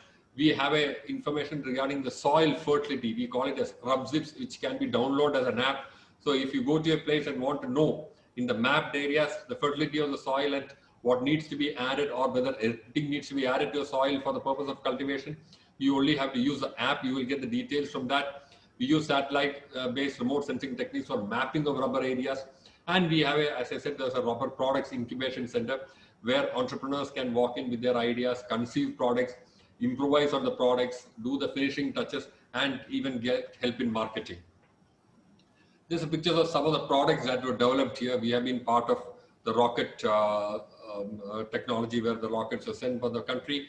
Our products have been developed using the expertise of Research Institute, have been used in the Navy as well as by the civil police authorities. Along with that, they have a good training institute who do about 40 different training programs. Now, we see that training is the future so far as rubber industry is concerned, because the whole new avenues for exploitation by training people, right, skilling them, right from the area of latex harvesting, what you call as tapping, to the rubber processing, and even in the upstream side. Even the farmers need to be trained in new methods of cultivation, the good practices that can be done. So we place a lot of emphasis on training. This is a picture of the training institute that we have here. These are some of the programs that we have done. The institute has got residential facilities. We have foreign training programs where we invite students or trainees to come from abroad and stay here and learn. So we had interaction with trainees from Myanmar and Bangladesh. We would request the respected members from Vietnam also to make use of the facilities available here. And then we also run courses, regular training courses, giving postgraduate diplomas and in rubber plantation and rubber technology, and also a graduate course attached to the, affiliated to the university. So training is one full-fledged limb of the rubber board. These are one of the pictures we had. As I told you, we had a delegation from Myanmar who had come attend a training program for about 40 days here. So this is one of the pictures of that. So this is all from my side. So the idea is just to give you a brief overview about the Indian rubber sector and the Indian rubber board. If you have any questions, you can ask me, or you can mail me the questions and I'll get back to you. Once again, I thank the organizers for giving us this opportunity. We wish you good luck and take care and stay safe, and we'll survive the pandemic together. Thank you very much. Xin trân trọng cảm ơn tiến sĩ. Thank you, Rahavan, for your speech. And next on the list, we would like to introduce Mr. Chajitbu Ranraj, who will present on the Actima, from Actima. So I would like to propose that you finish on time in 10 minutes. Mr. Rajiv Bunara, Director General of Automotive Thai Manufacturing.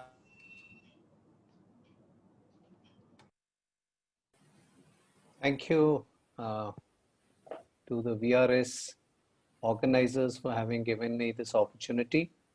I would like to screen share, so if I could just have the go ahead for that, please, to have my presentation up on the screen. In the meanwhile, as I do that, Dr. Raghavan, Chairman and Executive Director of the Indian Rubber Board, gave you insights into the Indian natural rubber sector. I represent the automotive tire industry of India. So let me bring in the tire industry perspective here. Now, as we know, tire industry, as was mentioned, is one of the larger consumers of rubber in India. Can you see the presentation on the screen share here, please? Is it visible, my screen presentation?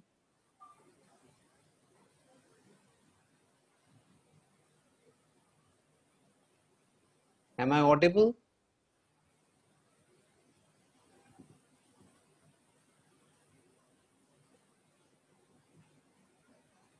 Friends, am I audible? Can Yes, you hear me? we can hear you. Can you see my screen as well? Yes. Okay. Yeah. So So from the consuming perspective side, if I may share the perspective, I'll touch upon the economy, the auto sector, and the tire industry, both global as also in India.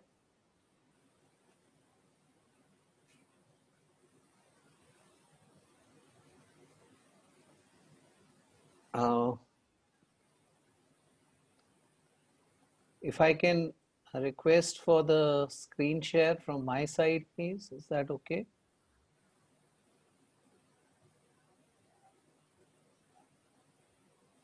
Yeah.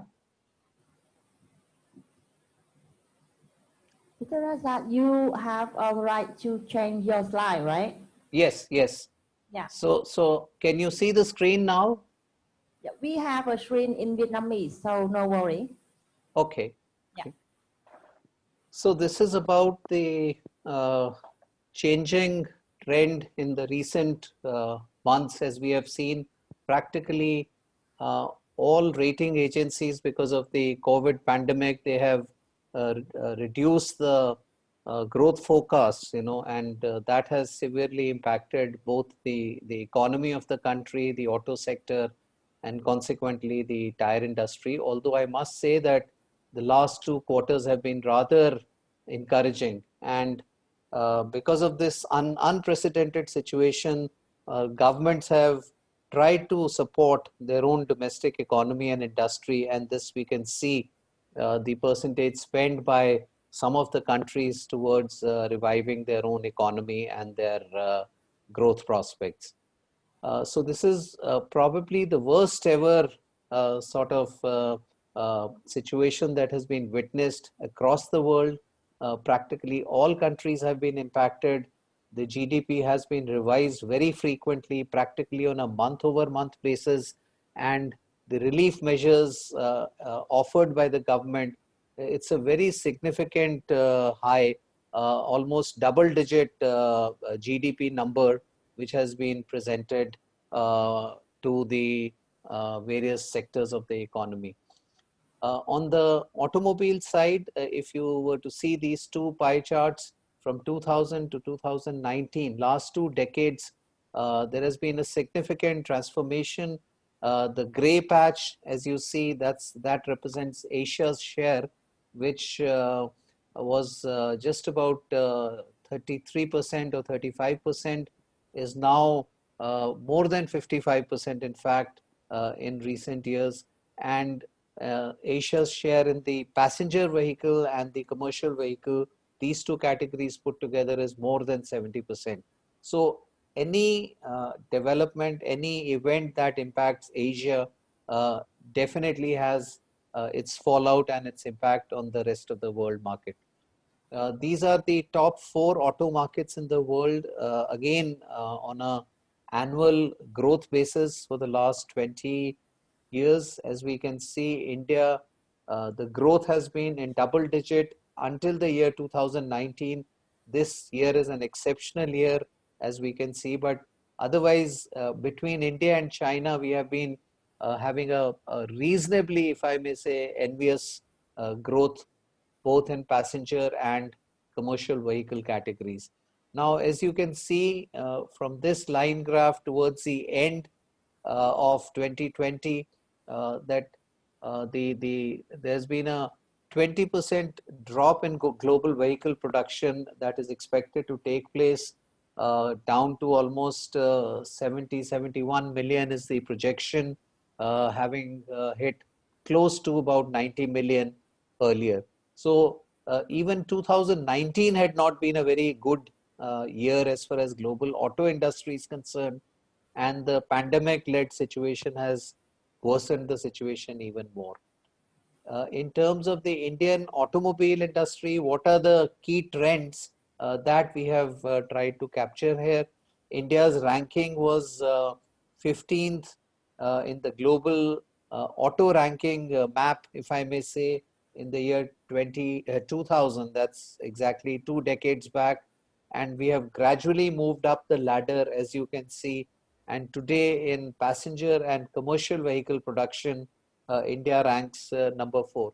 This is one of the reasons that because the domestic rubber availability has not caught up or increased in the same proportion, that India's dependence on as the second largest natural rubber consumer, our dependence on the rest of the world has increased, including imports of natural rubber from Vietnam. Now, what is driving this growth? Because it was mentioned that Indian industry is doing reasonably well on a general overall basis, barring this pandemic situation or the financial year 1920, which was last year, 2019. Otherwise, peak production had been achieved in the year 2018.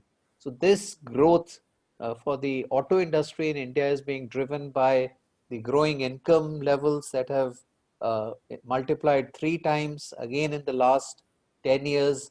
Demographically, we are one of the youngest nations with an average age of 25 years. The vehicle penetration is very low, and also India has become the expanding center for research and development of many of the auto majors who have their manufacturing facilities in India. And an automobile still is a very good aspirational, if I may say, aspirational theme or an aim and objective for the young population to have. Now, this indicates, if you can see, this is a month-wise auto production trend in India. MNHCV stands for medium and heavy commercial vehicle. And as you can see from April onwards, the last towards the end of the graph, March, when the pandemic stuck, post that April, virtually there was no production across various categories. And from that zero level, you can see over the last 6 months until October how this growth has happened.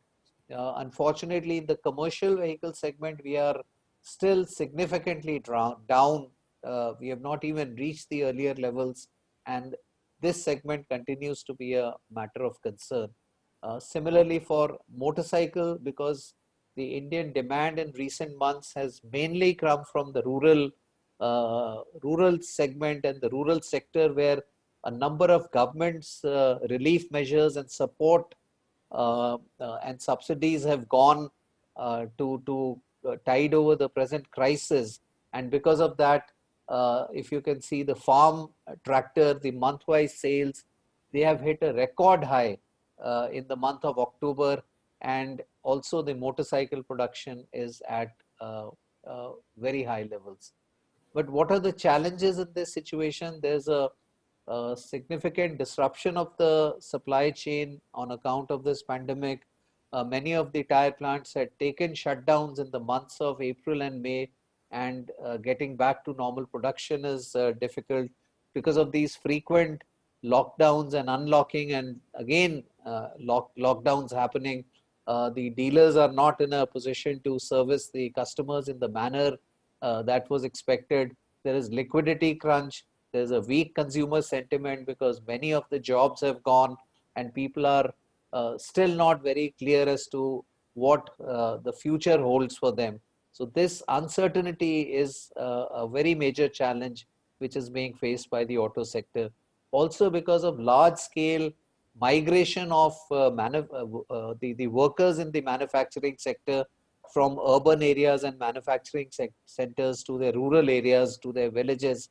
There is a shortfall of labor on account of this restarting of the manufacturing, and the capex that was planned, that is also not happened in the desired manner. So in a way, this has led to a setback, if one may say, in the auto sector volumes by almost 4 to 5 years. So today we are at levels which the country had already achieved in the year 2017, 2018, or even 2016. So that is the kind of reset of the production numbers and the volumes that have happened. Now, there is a silver lining, as I mentioned. Some of the positives for the sector are that the current situation has led to an increase in demand for personal mobility, which is two-wheelers and private cars are being preferred rather than public transportation because of this situation as it prevails. And that has led to revival of the both the auto production in these two categories as well as the tire production. Also, the government is spending a considerable amount on infrastructure, particularly in the urban and rural areas, and that has also led to generation of both employment, economic activity, manufacturing taking place, and in the process, the transport sector is also benefiting. We also are heavily dependent on agriculture as a sector that supports the economy, both in terms of the food grain supplies, as also the demand from the rural sector. And that has been an extremely, we've had a good run of two successive monsoons and two successive agriculture bumper crops. Also, government has announced a number of measures for the rural sector, including waiver of loans and all, which again has given financial empowerment to the agri and the rural sector that has encouraged demand. What are the expected trends on account of this recent situation is that the pre-owned vehicle market has seen an exceptional growth.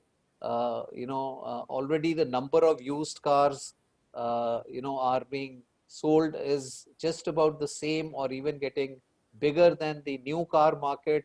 And whether it's used car or new car, they all run on tires, as we know, and that in a way is supporting the tire industry in India. Also, the auto OEMs, they are adopting new technology in terms of aggregation of loads. Apps are being developed which encourage people to consolidate their loads. There has been online launches of cars and motorcycles starting April and May onwards, which was put on hold because of the pandemic. It was felt that this may not be a very successful method of launching vehicles, but that has also resulted in new ways of selling and marketing automobiles, because more and more people are now searching online and even making purchase decisions online for automobiles. So the key takeaways here are that this has aggravated the slowdown which was earlier prevailing, supply chain disruptions, but the expected increase in mobility because of support to or preference of personal mobility over public transportation is perhaps what is being looked forward to by the Indian auto and the tire industry. And several new platforms for online sales, follow-up, customer service support, applications, they have all come up in this recent period of 6 months. Very quickly on the Indian tire side, four of the Indian tire companies are amongst the top 30 global companies. These are investments happening in global tire industry. India ranks number 3 at 6%, considering the number of new plants that have been announced and the capex that is already taking place. India, along with China, are the two countries which are net exporters of tires. So we do get imports, but we are also exporting tires. So a large percentage of rubber import is also for tires to get exported from India. This is just an overview of the Indian tire industry. Those who are supplying rubber to Indian tire companies or those who plan to supply, this would be of interest to them. We have all the global companies, the majors, they have presence in India, as well as Indian large companies. This is a locational map of the tire plants in India. Mostly they are concentrated in the western and the southern region of the country. A little bit on the radialization trends, as you can see the bars on the green bars, passenger vehicles, it's almost 100% radialized. truck bus market is about 50% and more, and also the light commercial vehicles. So this process of radialization has accelerated only in the last 10 years from a very modest 10% to more than 50% now. This part I have already covered, in the volumes. The forecast, incidentally, as you can see, all the line graphs, they are zooming up, moving up for next year, and we hope that this would provide the opportunity for tire companies and auto majors to cover up the lost ground and come back to earlier production levels. Thank you very much. These are some of our publications. If any of you would like to have any information or insights into the tire industry or auto industry in India, then we would be too happy to share our resources. Thanks again to VRA for having invited me and our organization to present our tire industry perspective in this platform. Wishing you all a very safe stay and normal good times to come back soon. Thank you.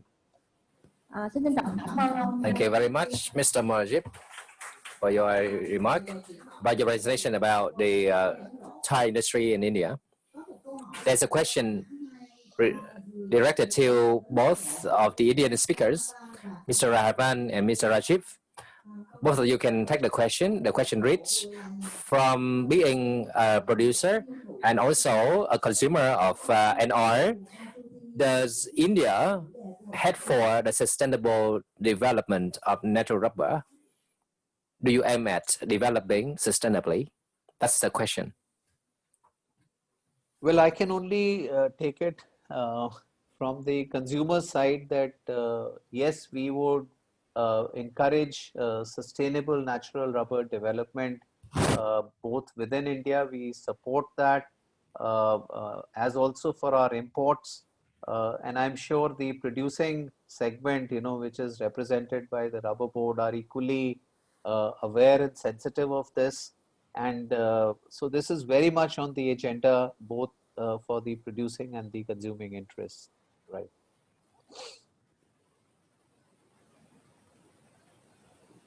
Dạ. Mr. Rahavan, are you here? If you can take the question also.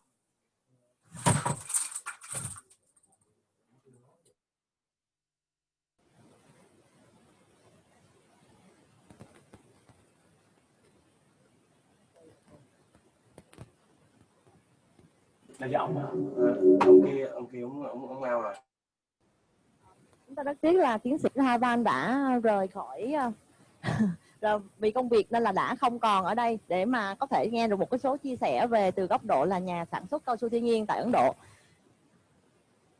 Dạ, một lần nữa xin trân trọng cảm ơn. So once again, thank you very much, Mr. Rajib, for answering the question and also very clear presentation on the automobile industry in India. Thank you very much. Thank you. We have been listening to the remarks, reports, and presentation regarding the two sides. One is about the supply, and one is about the demand of the market from the NR, sustainability development. This is the panel discussion, a short one about the sustainability development and the implication for Vietnam. And I would like to invite the speakers in here, Mr. Võ Hoàng An from VRA, the Vice Chairman, and Mr. Nguyễn Minh Vang from Forest Trend, and from the VRG, I would like to call for Mr. Trương Minh Trung also coming here, and Madam Trần Thị Thúy Hoa, the expert of the rubber industry in Vietnam, to come forward to the stage for some remarks and also some panelist discussion on the situation, the status, and how the sustainability development for Vietnam in the future. Thank you.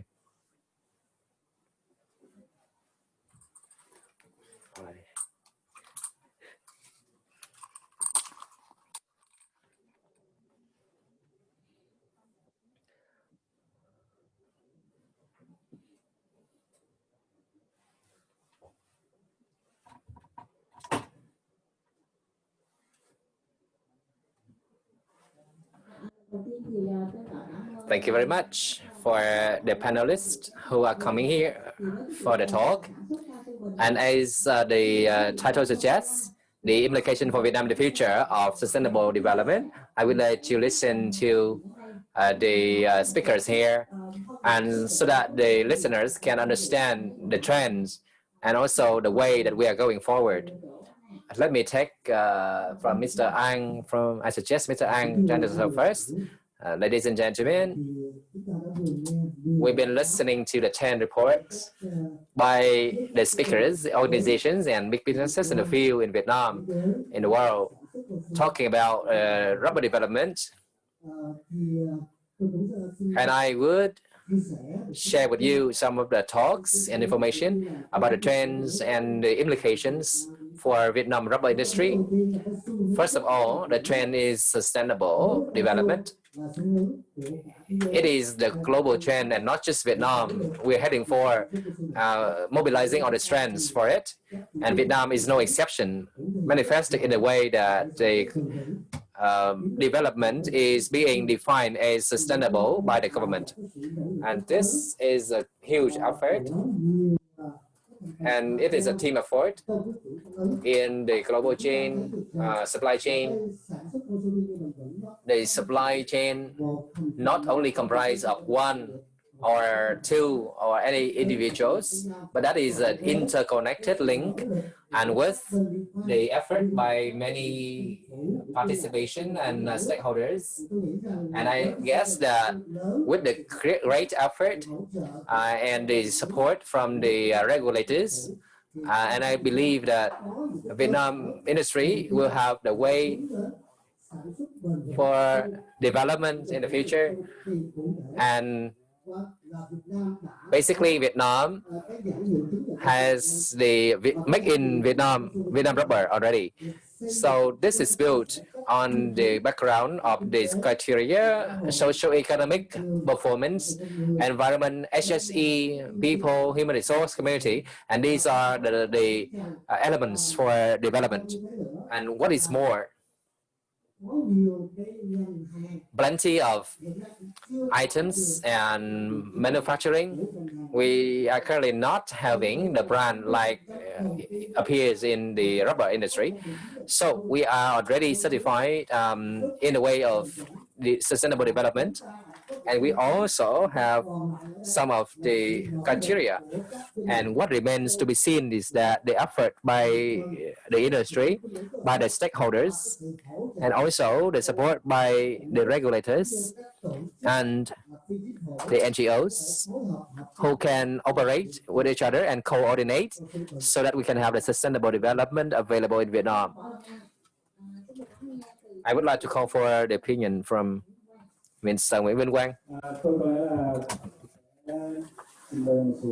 Maybe I would like to share some information relating to the smallholder in a downstream level of the rubber supply chain.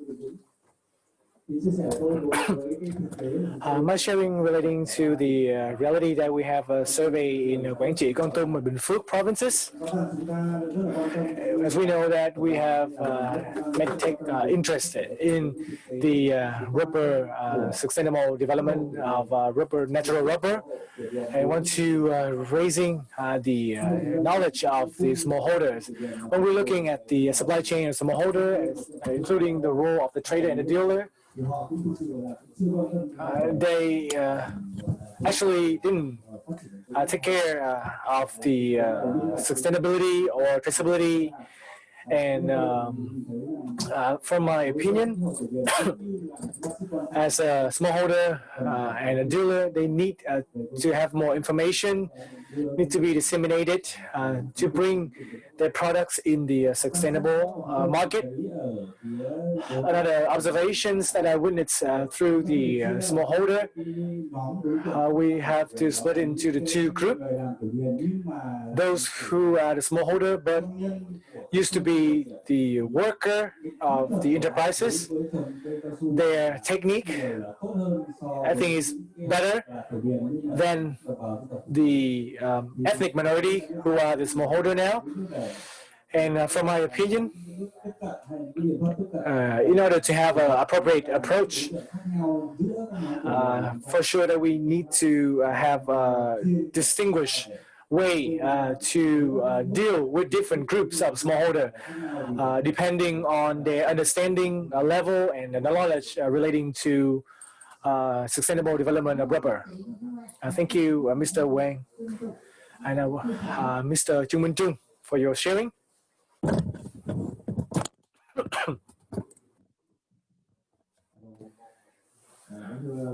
Ladies and gentlemen,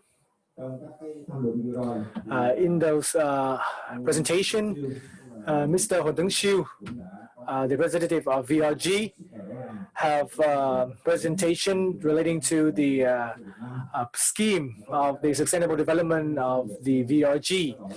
So here I would like to emphasize on the fact that it's never been before in our history of the VRG has received and attract lots of attentions and in a synchronous way as we have today. And we deeply acknowledge that in these current situations, in order to a business to survive and thrive, there is no way except to go through sustainable development based on 3 pillars: economic effective, environmental protection, and ensure the livelihoods of the worker and the farmer. Therefore, for the last 3 years, the VRG has conducted and carried out lots of projects. Especially, we have resolutions from the board, as well as some other program took place in 2019, in which our aims, as mentioned, is strive to link the development of our corporations with environmental protections and ensuring the livelihood of the farmer. And we hope that we will create a difference. This means that along the way we are cooperating with our farmers, we're working a lot with NGOs and with the local authority, so that our developments is happen in all stage and have to be based on the real reality, based on the reality of that local area, in which the VRG have some of the units operating there. And during the meantime, we also gain the support and sharing from many NGO, international NGO, for example, Oxfam or Penninger, Netcom, and others. They recognize that the VRG has the effort to moving toward the sustainable development companies, and thanks to that support, we'll see that there are more and more solutions for us to solve many key challenges for the sustainability, as Mr. Huân Tấn Siêu was mentioned. And you can see that to the end of this year, the VRG we have more than 150,000 hectares of rubber planting area for sustainable development of forests, and more than 50,000 has been certified FSC. So I think that is a huge achievement of our corporation. In addition to the fact that we're joining CSR, we also have among the top 14 of the rubber companies in Vietnam, and in which we have 2 companies in top 10. So these figures show that all the corporations and member units is always willing and trying to achieve the sustainability goal, even though we know for sure that there will be many more obstacles to come in the future. And especially we are deeply interested in the demand of our customer relating to FSC certified product. And we and ourselves as a huge and a large company in the Vietnamese market, we will try to follow and try to comply their guidelines as well as their standards to ensure there is a harmony in our organizations in the upcoming time. So we believe that with our effort, with our willingness, despite challenges, we will try to achieve those goals as soon as possible.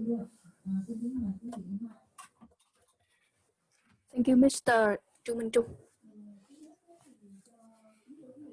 Ladies and gentlemen, I would like to express my thankfulness to the VAR for inviting me here. That I have some ideas and experience in the rubber industry to contribute to the sustainability of the rubber industry, and thank you for the report from the VAR and some ideas here.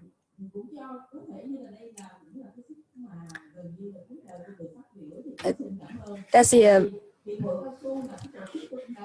VAR is an organization that I have worked with for 15 years. For restaurant, I have many projects, but through the report and ideas, I feel very happy that my contribution or my ideas and my actions to the organization and for restaurant, also the group, I'm only one of the contributor, but I feel the appreciate from the leaders. So following the report, I also have some contribution, some ideas on the development of the rubber industry, especially on the sustainability trend. I will say something that out of the report, the advantages of develop sustainability in Vietnam is the government, the agencies that have the legal framework, that we have some decision, resolution at the Ministry of Agriculture,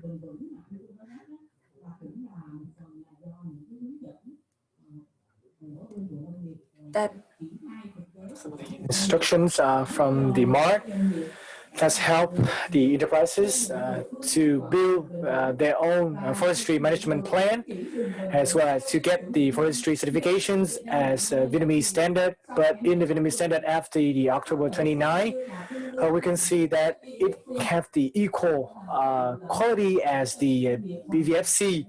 And I think it is a very huge advantage for our company to try to get this certification, and have went through Ling An presentations. I think that in their 10 principle, even though that I think that is maybe a quite old material, I want to give some update. That is the FSC which apply in Vietnam has been took into effect since last October. So it's very easy for the enterprises.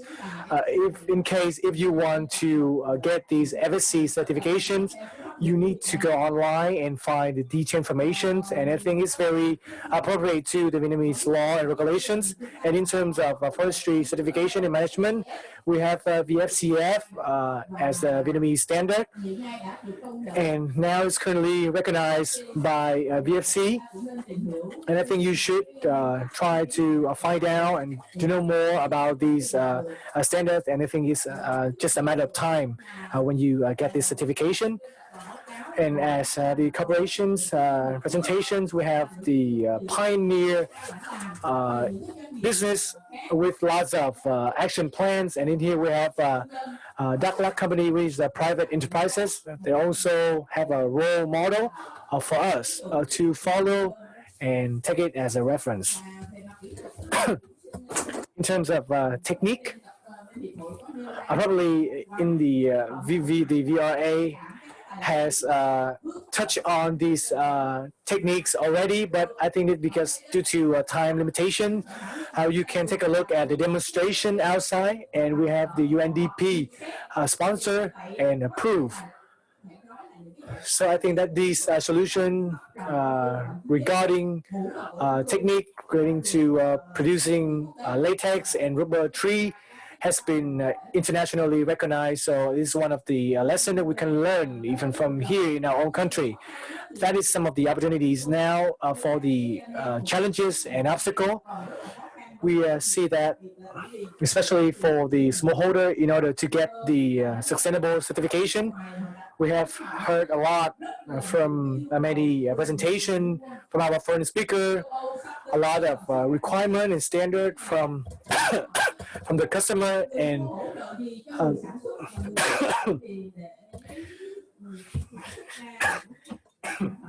that the buyer can support the smallholder to create the product to meet the demand of the exporter.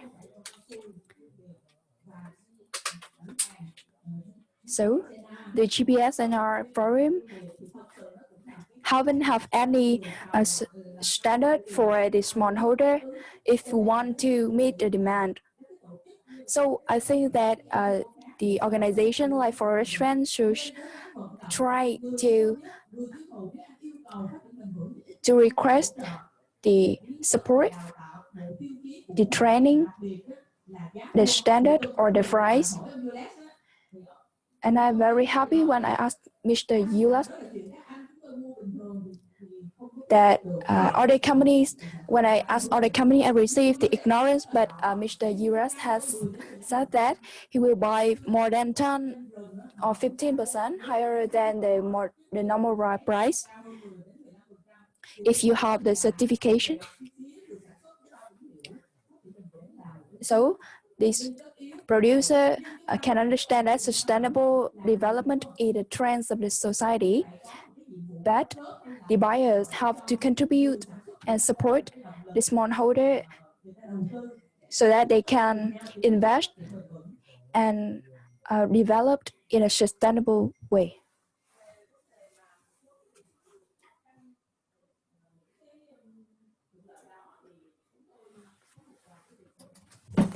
And we have some recommendations from the buyer side. And for the rubber,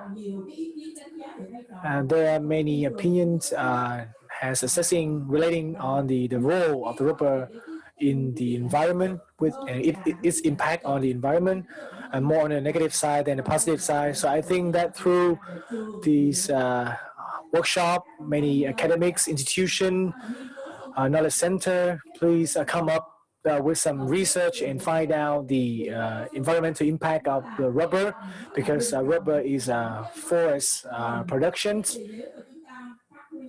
And if we can make use and we can maximize its full potential, and we also know that the rubber tree can also create the economic value in agriculture. So it is fair to say that even though I don't have enough information relating to this issue, I believe that the rubber trees can create more value than the other types of forest tree if we following the guideline has been set out by the forestry administrations, even in tapping the latex as well as the latex usage as to the level of super purifying. But but I think we should not then talk the talk, but we should have to walk the walk. It means that we have some research to ensure that the rubber trees can be planted as a type of the forestry. So that is some of my considerations and concern relating to this issue. Thank you, Ms. Hoa.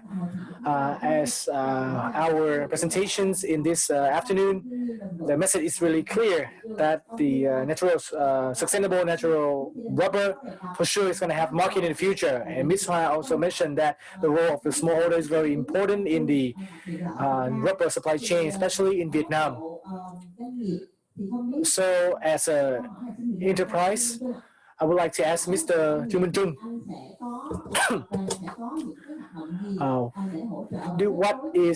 What are your activities to connect and to cooperate with the smallholder in terms of this sustainability journey? And the mission has been set out by the corporations. We need to support the smallholders and have to on many issues. Normally, rubber planting business mainly based on the guideline of the corporations relating to production, farming technique, processing technique as a base for reference to perform their business. As a role of the VRG, and with our clear missions to support the smallholder, we not only support in terms of varieties, technique, and experience. We have often carry out, as you may know, recently the VRG has issued a new SOP in 2020. And if you're following this SOP, we have some new updates appropriate with the Sustainable Development Program, as well as the guideline and the standard that some of the BSC, FSC has mentioned. And our VRG SOP 2020 has already included some of the contents that to make sure the productions of rubber must be effective, as well as doesn't cause any environmental effects, and to ensure long-term economic value. So after the publications of this SOP, I believe that the smallholders and as well as other enterprises will have a data and a material for your preference. And I think that it is one of the ways that we can help smallholder in the way of sustainable development. Joining in our workshop today, we also have Mr. Phúc in Europe, in Australia.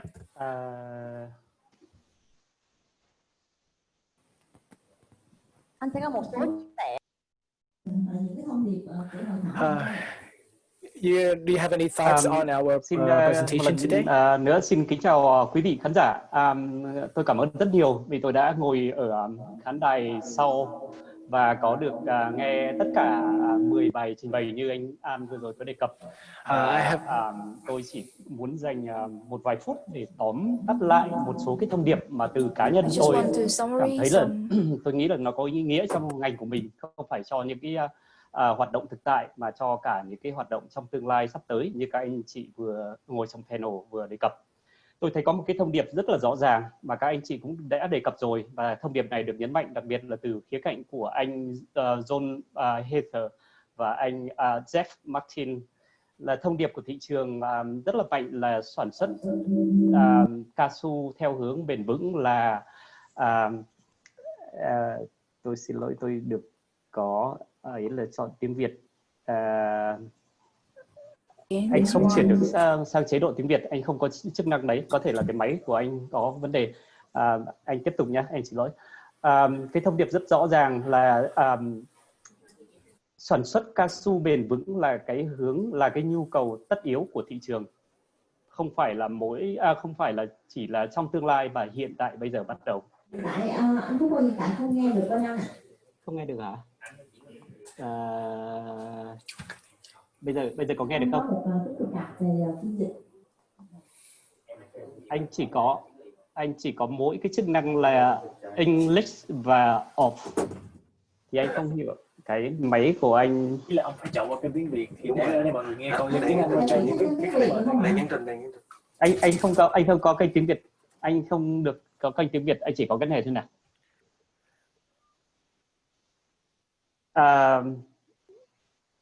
Anh không có kênh tiếng Việt đấy. Anh Phúc ơi, anh có thể chọn qua kênh tiếng Việt được không ạ? Tại vì bên em là phiên dịch nên là anh sẽ chọn kênh tiếng Việt để em có thể dịch lại cho các quý vị tham gia trực tuyến bằng tiếng Anh nghe. Nhưng mà cái giờ là máy của anh không có cái kênh mà anh chọn tiếng Việt, anh chỉ có mỗi English và Mood Original đây. Thì anh không biết là chuyển như thế nào.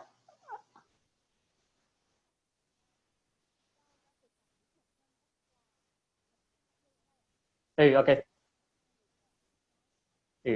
Ok.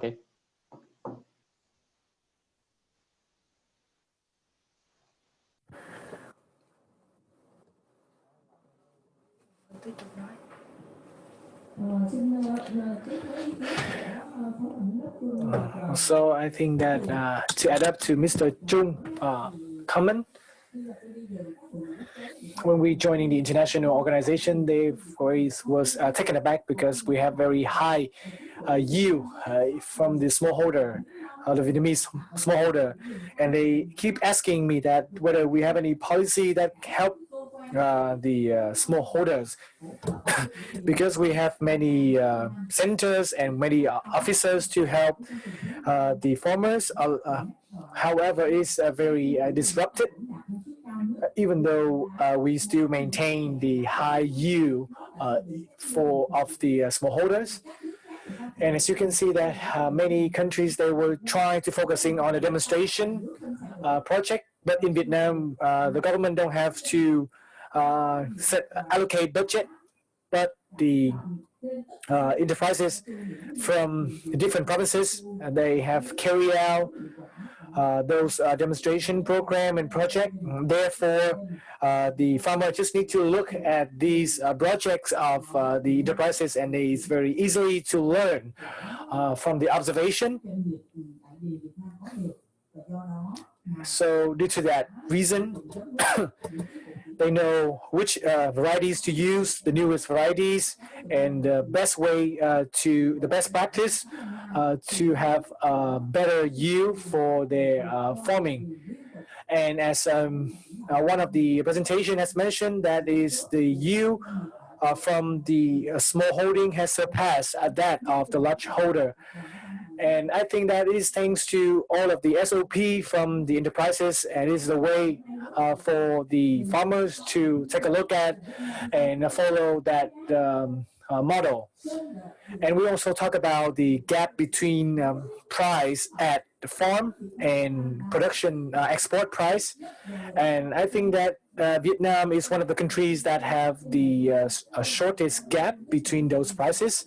Even though we have heard a lot of story relating to the dealers has forced the smallholder to reduce their price, because we see that even for the dealer, they also have a very competitive market. And as far as I know, there are 5 or 6 companies from the VRG has public their buying price on their website in Đồng Nai, Lộc Ninh, Phước Hòa, and so on.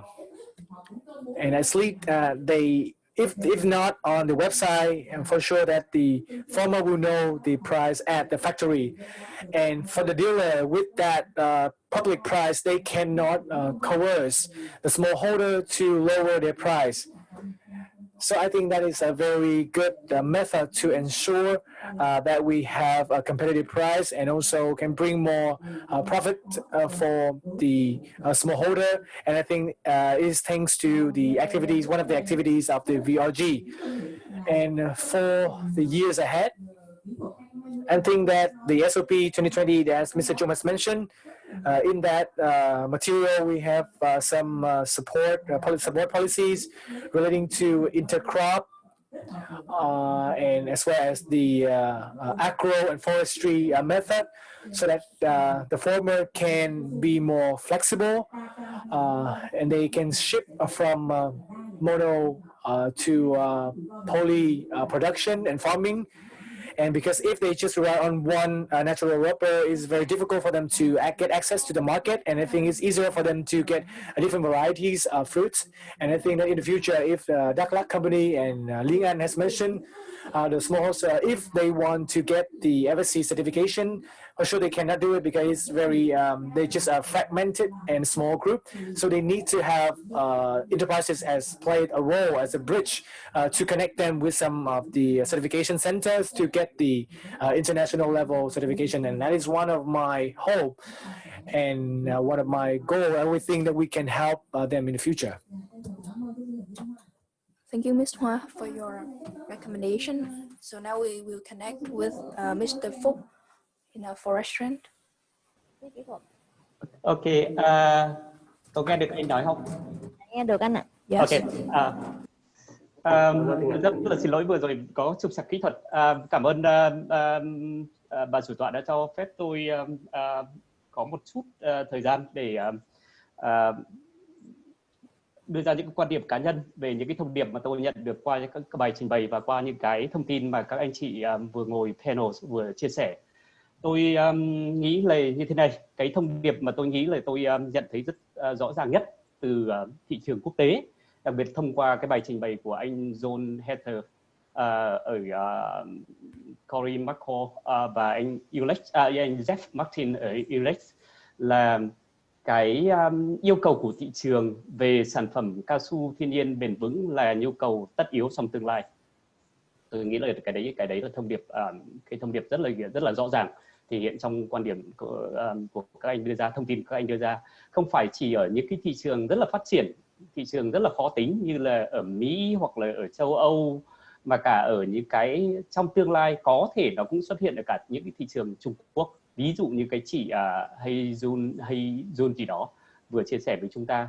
Và hiện tại như các anh Ấn Độ vừa chia sẻ thì đó cũng được là những cái thông điệp mà đang được khuyến khích ở tại Ấn Độ. Đấy là cái thông điệp đầu tiên mà tôi cảm nhận được từ các bài trình bày. Cái thứ hai tôi cũng cảm nhận được từ các thông tin từ các bài trình bày cũng như là từ chia sẻ của các anh chị ngồi panel vừa rồi, thì tôi thấy có như thế này. Cái chuyện và sản xuất cao su bền vững, cái tiêu chí bền vững thì có nhiều loại hình khác nhau, và có thể có những cái tiêu chí đòi hỏi rất là khắt khe. Tuy nhiên cũng có những cái bộ tiêu chí nó đòi hỏi không khắt khe nhiều như vậy. Tôi nghĩ là đây là một cái có thể là có một cái ý nghĩa rất là tốt cho những cái quốc gia mà chúng ta chưa quen hoặc là chúng ta chưa đáp ứng đủ những cái tiêu chí mà đòi hỏi khắt khe. Chúng ta có thể là chúng ta làm những cái lộ trình để đáp ứng những cái tiêu chí dễ đáp ứng trước, sau đó chúng ta đẩy cái mức đó lên cao, để những cái tiêu chí đấy lên cao. Cái vấn đề quan trọng cốt lõi cuối cùng như các anh, đặc biệt là cả anh John với anh Jack nhấn mạnh ạ, thị trường sẽ quyết định cho chúng ta là thị trường cần cái gì. Tất nhiên không phải thị trường nào cũng đòi hỏi những cái yêu cầu giống nhau, có những cái thị trường khác nhau, nhưng mà cốt lõi sâu xa nhất tôi nghĩ là về trong tương lai dài thì các thị trường sẽ đòi hỏi những cái bộ tiêu chí nó cao nhất. Đấy là giống như các anh đưa ra là tiêu chuẩn vàng, ví dụ là bây giờ là FSC. Điều đó không có nghĩa là trước khi mà đặt tiêu chuẩn vàng này chúng ta không nên làm cái tiêu chuẩn này gì khác. Thì tôi nghĩ là cái cách tiếp cận của Việt Nam bây giờ thì Việt Nam tôi nghĩ là đang đi rất là đúng hướng. Mình làm cái gì có thể là dễ trước, đáp ứng những cái tiêu chí dễ trước, sau đó mình đẩy mức độ lên cao hơn, và cái đích cuối cùng của mình là tạo ra sản phẩm mà được thị trường chấp nhận. Việt Nam chúng ta có cái gì chưa? Thì tôi nghĩ là qua những cái thông tin mà anh ở công ty Liên Anh cũng như là tập đoàn cao su chia sẻ, thì tôi nghĩ là Việt Nam đã có cái điểm khởi sắc rất là tốt rồi trên cái chặng đường mà chúng ta đạt tới mục tiêu phát triển bền vững. Tôi cũng rất là vui. Tôi thấy anh khi mà anh Jeff Martin và anh John Heather anh nói là Việt Nam chúng ta có rất nhiều lợi thế, và thậm chí các anh ấy, nếu mà các anh chị để ý, hai anh Jeff và anh John so sánh ngành cao su của Việt Nam của chúng ta với ngành cao su của Thái Lan. Anh nói là Việt Nam mình có vẻ dễ đặt hơn, có vẻ dễ đáp ứng hơn những cái tiêu chí, thậm chí cái tiêu chí của FSC so với các quốc gia khác. Thì tôi thấy đây là một cái lợi thế rất là tốt cho Việt Nam. Bên cạnh đó, những cái mô hình của công ty Liên Anh hoặc là những cái mô hình mà anh Quang chia sẻ ở Quảng Trị á, liên kết hộ với lại công ty á, tôi thấy đây nó nằm trong một cái hướng mà anh John nhấn mạnh, tôi nghĩ rất quan trọng, đó là chúng ta cần phải đơn giản hóa chuỗi cung. Nhóm hộ kết hợp với nhau và kết hợp trực tiếp với công ty thì tôi nghĩ đây là cái mô hình tuyệt vời để như anh John nói là chúng ta cần phải đơn giản hóa chuỗi cung. Chỉ khi nào mà chúng ta có thể đơn giản hóa chuỗi cung theo cái cách mà các mô hình này đang hướng tới thì chúng ta mới kiểm soát được về chuyện nguồn gốc, về chuyện truy xuất và về chuyện minh bạch thông tin. Tôi nghĩ đây là một cái hướng tuyệt vời và tôi nghĩ là chúng ta cần phải hỗ trợ phát triển các mô hình này. Có thể không phải tất cả các hộ tiểu điền đều có thể tham gia vào những mô hình này, có thể không phải các công ty cao su nào cũng có thể phát triển những cái mô hình này, nhưng tôi nghĩ đây là có thể là cái hướng đi mới, nó có thể tạo được động lực mới và có thể là làm đơn giản hóa chuỗi cung, từ đó là một phần hướng tới chuyện sản xuất cao su bền vững trong tương lai. Đấy là cái thông điệp thứ ba mà tôi cảm nhận được. Cái thông điệp thứ tư mà tôi cảm nhận được là tôi nghĩ là rất là rõ ràng, vừa rồi anh Trung cũng như là anh An có đề cập rất nhiều, đó là cái chuyện mà sản xuất cao su bền vững. Tôi xin xoáy vào cái câu chuyện của Việt Nam, không phải là chuyện chỉ của riêng các công ty cao su, không phải là cái chuyện chỉ của riêng các công ty thuộc tập đoàn hoặc là của tập đoàn hoặc là của hiệp hội cao su. Chúng ta đang có 265.000 hộ tiểu điền đang nằm ngoài cái khối này. Do vậy là cái chuyện hỗ trợ phát triển cao su bền vững ở Việt Nam, đặc biệt là trong cái chuyện gắn kết các hộ tiểu điền vào trong cái sản xuất cao su, chuỗi sản xuất cao su bền vững, tôi nghĩ là cái đây là có vai trò của tất cả chúng ta. Tôi cũng rất là vui được nghe ông John, ông truyền tải một cái thông điệp là ông rất quan tâm đến cái mô hình mà công ty Liên Anh đã kết hợp với các hộ và ông sẵn sàng tham gia cùng với các bên liên quan để thúc đẩy các mô hình này Việt Nam. Tôi nghĩ là đối với vai trò của chúng tôi là tổ chức Forest, tôi cũng rất là vui và chúng tôi rất sẵn sàng để tham gia cùng với các bên có liên quan để thúc đẩy những cái mô hình này trong tương lai ở Việt Nam. Tôi nghĩ Việt Nam có thể đi tiên phong trong khu vực Đông Nam Á. Việt Nam có thể đi tiên phong, đi trước cả Thái Lan, Indonesia và chắc chắn Lào, Campuchia, nếu mà tất cả chúng ta huy động được những cái nỗ lực về mặt tập thể, không phải chỉ trong nội bộ của Việt Nam chúng ta mà kết nối cả với những người mua quốc tế, ví dụ như chỗ anh John, ví dụ như chỗ anh Jack, để thúc đẩy những cái mô hình này trong tương lai. Tôi nghĩ Việt Nam có thể tiến rất xa và chúng ta có thể tiến được cái đích cuối cùng của chúng ta là sản xuất cao su bền vững với tiêu chí cao nhất trong tương lai. Đó là mấy cái thông điệp chính mà tôi muốn tổng kết lại từ khía cạnh cá nhân của tôi, từ những cái thông điệp mà các anh đưa ra. Tôi xin cảm ơn. Xin cảm ơn tiến sĩ Tô Xuân Phúc về những cái thông điệp chia sẻ rất là tích cực cho. Thank you, Mr. To end the workshop here, I would like to invite Mr. Trần Ngọc Thuận to share his opinion.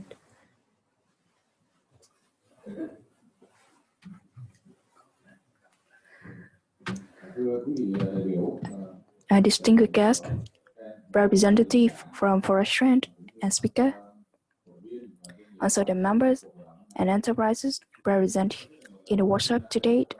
On behalf of the organizer, the VRA, I would like to express my thankfulness to the Forest Trend, especially the ideas from enterprises, the specialists, the speaker.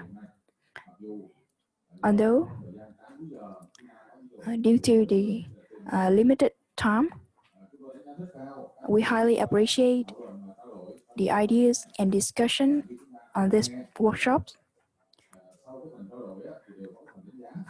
that we have received many recommendations, and we highly appreciate the ideas, the experience, that we recognize the position of Vietnam rubber industry and also the attraction of the enterprises that interest in the sustainable development trend that we are aimed to. We hope to enhance the connection between the enterprises, domestic and international. On the Vietnam's side, we have cooperated with the agency, the localities, to create the legal framework. As the reporter and the speaker have said, the Vietnam legal framework? We see that the sustainable development is an inevitable trend, not only in Vietnam, but only in the world as well. You need to inquire three pillars: economy, environment, and society. So on that the spirit, VRA is these non-government organizations have mobilized all of the stakeholders, and we also build and also disseminate and orient all of the members that belongs to VRAs, which all of our guidelines along with the guidance from the Vietnamese government. And in our VRA, there are lots of members from different corners in the sector. Some of the producer, processor, traders, or consumer production, or some members basically just focusing on logistic or trade. So the set of criteria for a sustainable enterprise, we already set out to ensure that it must be appropriate with the guideline of the international and global. And we have set out three basic products. First is the latex, some of the industrial product, and the wood product. And each year, the rubber industry has contributed up to 6.8 to 7 billion US dollar, and I think it's quite a reasonable number in this context. And secondly, when we're talking about sustainable enterprises, there are lots of business in Vietnam which is joining VRA, and result, as we have heard from some of our presentation, which including VRG or Linh An, has stated clearly that the result from this business is very positive. First of all, regarding of the natural rubber producer, the sustainable development program is not only toward the goal and the target, but also have to ensure the economy, the responsibility of the large corporations for the smallholders. And I'm glad to see that all of the target have been set out by the government is mostly been fulfilled.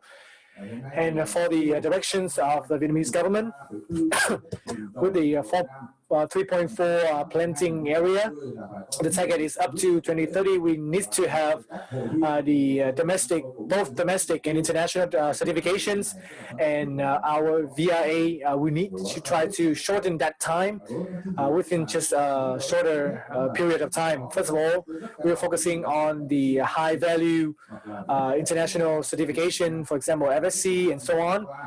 And the result from those years, as many members of VRA has get this certification, and I'm glad that in October 2020, the VFCS has been recognized with as a same level as a VFC, and I think it is a very positive and it's very good news of our industry. And we also have developed the Vietnamese rubber brand, which is not also being protected in domestic, but also in some large countries such as China, India, Cambodia, and Laos. And we try to move and enter some bigger markets. For example, the US or the European market. And I think that if we have that Vietnamese brand, it will be easier for us to increase our added value in your product. And for the development strategy of Vietnam and the upcoming plan, which is trying to link between the smallholder and ensure that they can do this, some of this policy as well. And you can see that beside the SOP and the national SOP. We also have a lot of manual handbook, both for our country as well as for other neighboring country as well, to make sure that all of the members can carry out and can implement these guidelines. And I think that based on our experience, and we do believe that the Vietnamese rubber industry in particular, in general, and the VRA in particular will achieve the Sustainable Development Goal. And in this workshop, through the presentations of the speaker, especially the foreign speaker that we have just listened in this afternoon, and I hope that in the years ahead, we will want to strengthen the cooperation and communications so that we can have a good meeting point that all of the producer, processor, wood processor, rubber processor, they can ensure that all of the product has been produced in Vietnam is traceable and have the proof of origin. And on this note, I want to affirm that it is one of the top 3 rubber productions country in the world. We hope to have comprehensive cooperation, collaboration with the countries that we have been in touch in this afternoon. So once again, on behalf of the organizing committee and VRA, I would like to express my appreciations of the representative from Forest Trend organization and enterprises has some very straightforward points so that we can move forward to the future. And even though we have the huge impact of COVID-19, and so we hope that with the guidelines of governments, that we trying to live in a new normal. We will have a more flexible communication channel, and we hope that our enterprises and the members of the VRA can overcome these difficulties and can thrive and can move forward and without any directly impact of COVID-19. Thank you. Mr. Thuận Sharing have ended this workshop today. Once again, thank you for your attention and participation for coming here today. Wishing you good health and success. Thank you very much.